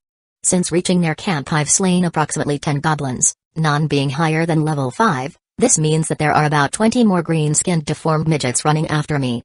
I find fighting back harder and harder as time goes on, partly because I'm afraid of being hit and also because I'm getting closer and closer to the state of exhaustion. My spearhead is also on its last leg from what I can tell. Each hit requires more force from me to pierce their flesh and bones. Chapter 40, that was the most badass thing I've seen in my entire life. I need to stay on the move while also kiting them around and occasionally turning to spear one before darting off again. I struggle to catch my breath while feeling my energy fading. If this continues, I won't survive for much longer. I must do something to turn the tides. However, just as I was cooking up a plan, a sudden and extremely terrifying scream reverberated across the battlefield. I feel a flutter in my chest as I glance to find where the sound is coming from. The trees, forcefully separate due to being torn from their roots as a massive silhouette quickly arrives on the scene. The creature is enormous, approximately 3 times larger than the hobgoblins, with a hefty, gray-green skin that's adorned with warts and scars. Its eyes glow with rage while tusks protrude from its lower jaw, enhancing its already intimidating look. It carries a massive hammer made from a tree trunk and strengthened with metal. Each footstep causes the earth to tremble, sending vibrations through the woods. What the hell is that creature? The goblins and hobgoblins rejoice, their spirits clearly lifted by the appearance of this monstrosity. Boss. Boss. Boss. They chant with their voices rising in a chorus of twisted joy. Gobbo, you cunning little fucker. You said that the 3 hobgoblins were the bosses. It swings its massive hammer, smashing through the forest and crushing anything obstructing its path. It bellows again, releasing a sound that reverberates through my bones, and I notice that my stomach churns with a mix of fear and dread. Although the situation has turned for the worse, there's at least some semblance of positive, because due to this creature's appearance both goblins and hobgoblins stop their onslaught, allowing the two of us to team up. Why is there a random raid boss in the beginner area? I whimper dejectedly. My companion looks at me as if I'm a certified mental asylum escapee. Did you hit your head? What nonsense are you spouting? Raid boss? Beginner area? Ah, I said that out loud accidentally. Let's focus on our quickly encroaching deaths instead, shall we? What is this monster? A war troll, which is an evolved version of the mountain troll, which means that it's between level 20 and 30. They boast extremely high vitality and strength, and their racial specialty is rapid regeneration. I honestly have almost zero chances of victory in my current exhausted state and lack of proper gear, so we have to look for an escape route right this instant. However, despite its mass, the troll is faster than you for sure. Indeed, my samurai doesn't even have a sword in her hand, so a lot of her spells are unusable. The situation went from dire to outright fatal. Utilizing the brief respite granted to us, I check my status and I'm very happy to see that I've reached Primordial level 4. I don't have time to inspect things any further, so I swiftly put 3 unused attribute points into vitality and 2 into strength. If I can't outrun my problems, then I can only grit my teeth and fight until the very last moment. I've chosen strength over agility because it took too much effort to defeat even the simple, weak goblins. Speed alone won't help me win my fights in this scenario or future ones if I can't deal proper damage. I glance around us and I fail to see a clear path leading us to safety. In front of us is the goblin swarm, to our right side is the hobgoblin duo, behind us is the war troll, and to our left is their encampment, which is surrounded by palisades and a mountain. In the next moment, I hear Ayam whispering into my ear, "Quinlan, follow my lead." While my inexperienced Hess was gawking around panicked, my battle-hardened partner seems to have thought of something. Flash step. She disappears from my side and the next thing I see is her being in midair next to the spear-wielding hobgoblin, who is still busy cheering happily due to the arrival of the troll. Ayam decapitates the hobgoblin while still in the air. Before she even lands, she lets go of her axe, kicks the spear out of his hand, then spins around and kicks it with her other foot, sending it flying towards me. I quickly react by snatching it out of the air and rushing at the other hobgoblin, who is now greatly startled. Ayam, still in midair and upside down due to her spinning kick move with her head being mere inches from the ground, grabs the axe just before it hits the forest floor and swings it with perfect precision. The sword-wielding hobgoblin gets both his feet chopped off in a single fluid motion of hers. She lets go of the axe once more and then lands gracefully in a somersault. Her movements were a blend of lethal elegance and acrobatic genius. I activate lesser evasion, as the 10-minute active time has passed, and then power strike, feeling the surge of energy course through me. With newfound vigor, I charge at the hobgoblin and impale him on my new spear with a forceful thrust. The creature's eyes widen in shock before it collapses lifelessly to the ground. Holy fuck, Ayam, that was the most badass thing I've seen in my entire life. I shouted her energetically, my previous exhausted state being was nowhere to be seen due to my sudden adrenaline rush. How can I not be revitalized after seeing someone do so many wild moves while being in midair? She could easily put Olympic gold medalist acrobats to shame with her eyes closed and hands tied behind her back. Ayam bends down and picks up the hobgoblin's sword to exchange it for her axe. She giggles, which after what she'd just done no longer sounds as cute and innocent as it once did. Hee. Thanks. Being short and slender has its advantages. Let's focus on the front for now. I nod and we both dash towards the 20 or so goblins with sinister grins adorning our features. The war troll roars again while raising its massive hammer. The primitive signal was enough to wake the goblins from their stunned stupor as they screeched aggressively before charging at us. I glance at my spear for a split moment and can't help but admire the craftsmanship. Unlike my old iron spear, this one is well crafted from steel, with a smoother feel to the touch. The handle even has padded areas for better handling, providing a comfortable grip. I meet the oncoming wave of goblins head-on, eager to test my new weapon. Chapter 41, Celebratory Troll Fight 1. I can feel the difference with each thrust. This spear glides through the air with ease because its weight is much better balanced. I plunge it into the first goblin's chest and it drops instantly. I yank it free and spin around, skewering another goblin in the throat. The new steel spear combined with my extra strength stats increased the potency of my attacks greatly. Low-level goblins that required 2 thrusts of my iron spear now fall from a single precise strike. Furthermore, if I hit a vital spot I can even dispatch level 4 goblins in one thrust. Power strike became even more potent too, allowing me to kill a level 6 goblin with a well-aimed plunge to its chest. Ayam moves with lethal grace beside me with her new sword flashing as she mows down the goblins. She's a blur of motion as her strikes are quick and deadly. Each swing of her blade brings down another goblin, and her movements are so fluid that it looks like a deadly dance more than a desperate fight for survival. I stab another goblin through the heart, then spin and slam the butt of my spear into the face of a goblin trying to flank me. It crumbles to the ground and I quickly finish it off with a thrust to the neck. I've killed 6 goblins by now, and the pile of bodies around us grows larger by the second. Ayam is relentless as she slices through the goblins. She's taken down 12 of them already. Her eyes blaze with fury and each of her strikes are filled with a palpable hatred for these creatures. When there's only 2 goblins remaining, she turns on her heel and says, "I leave the last pair to you.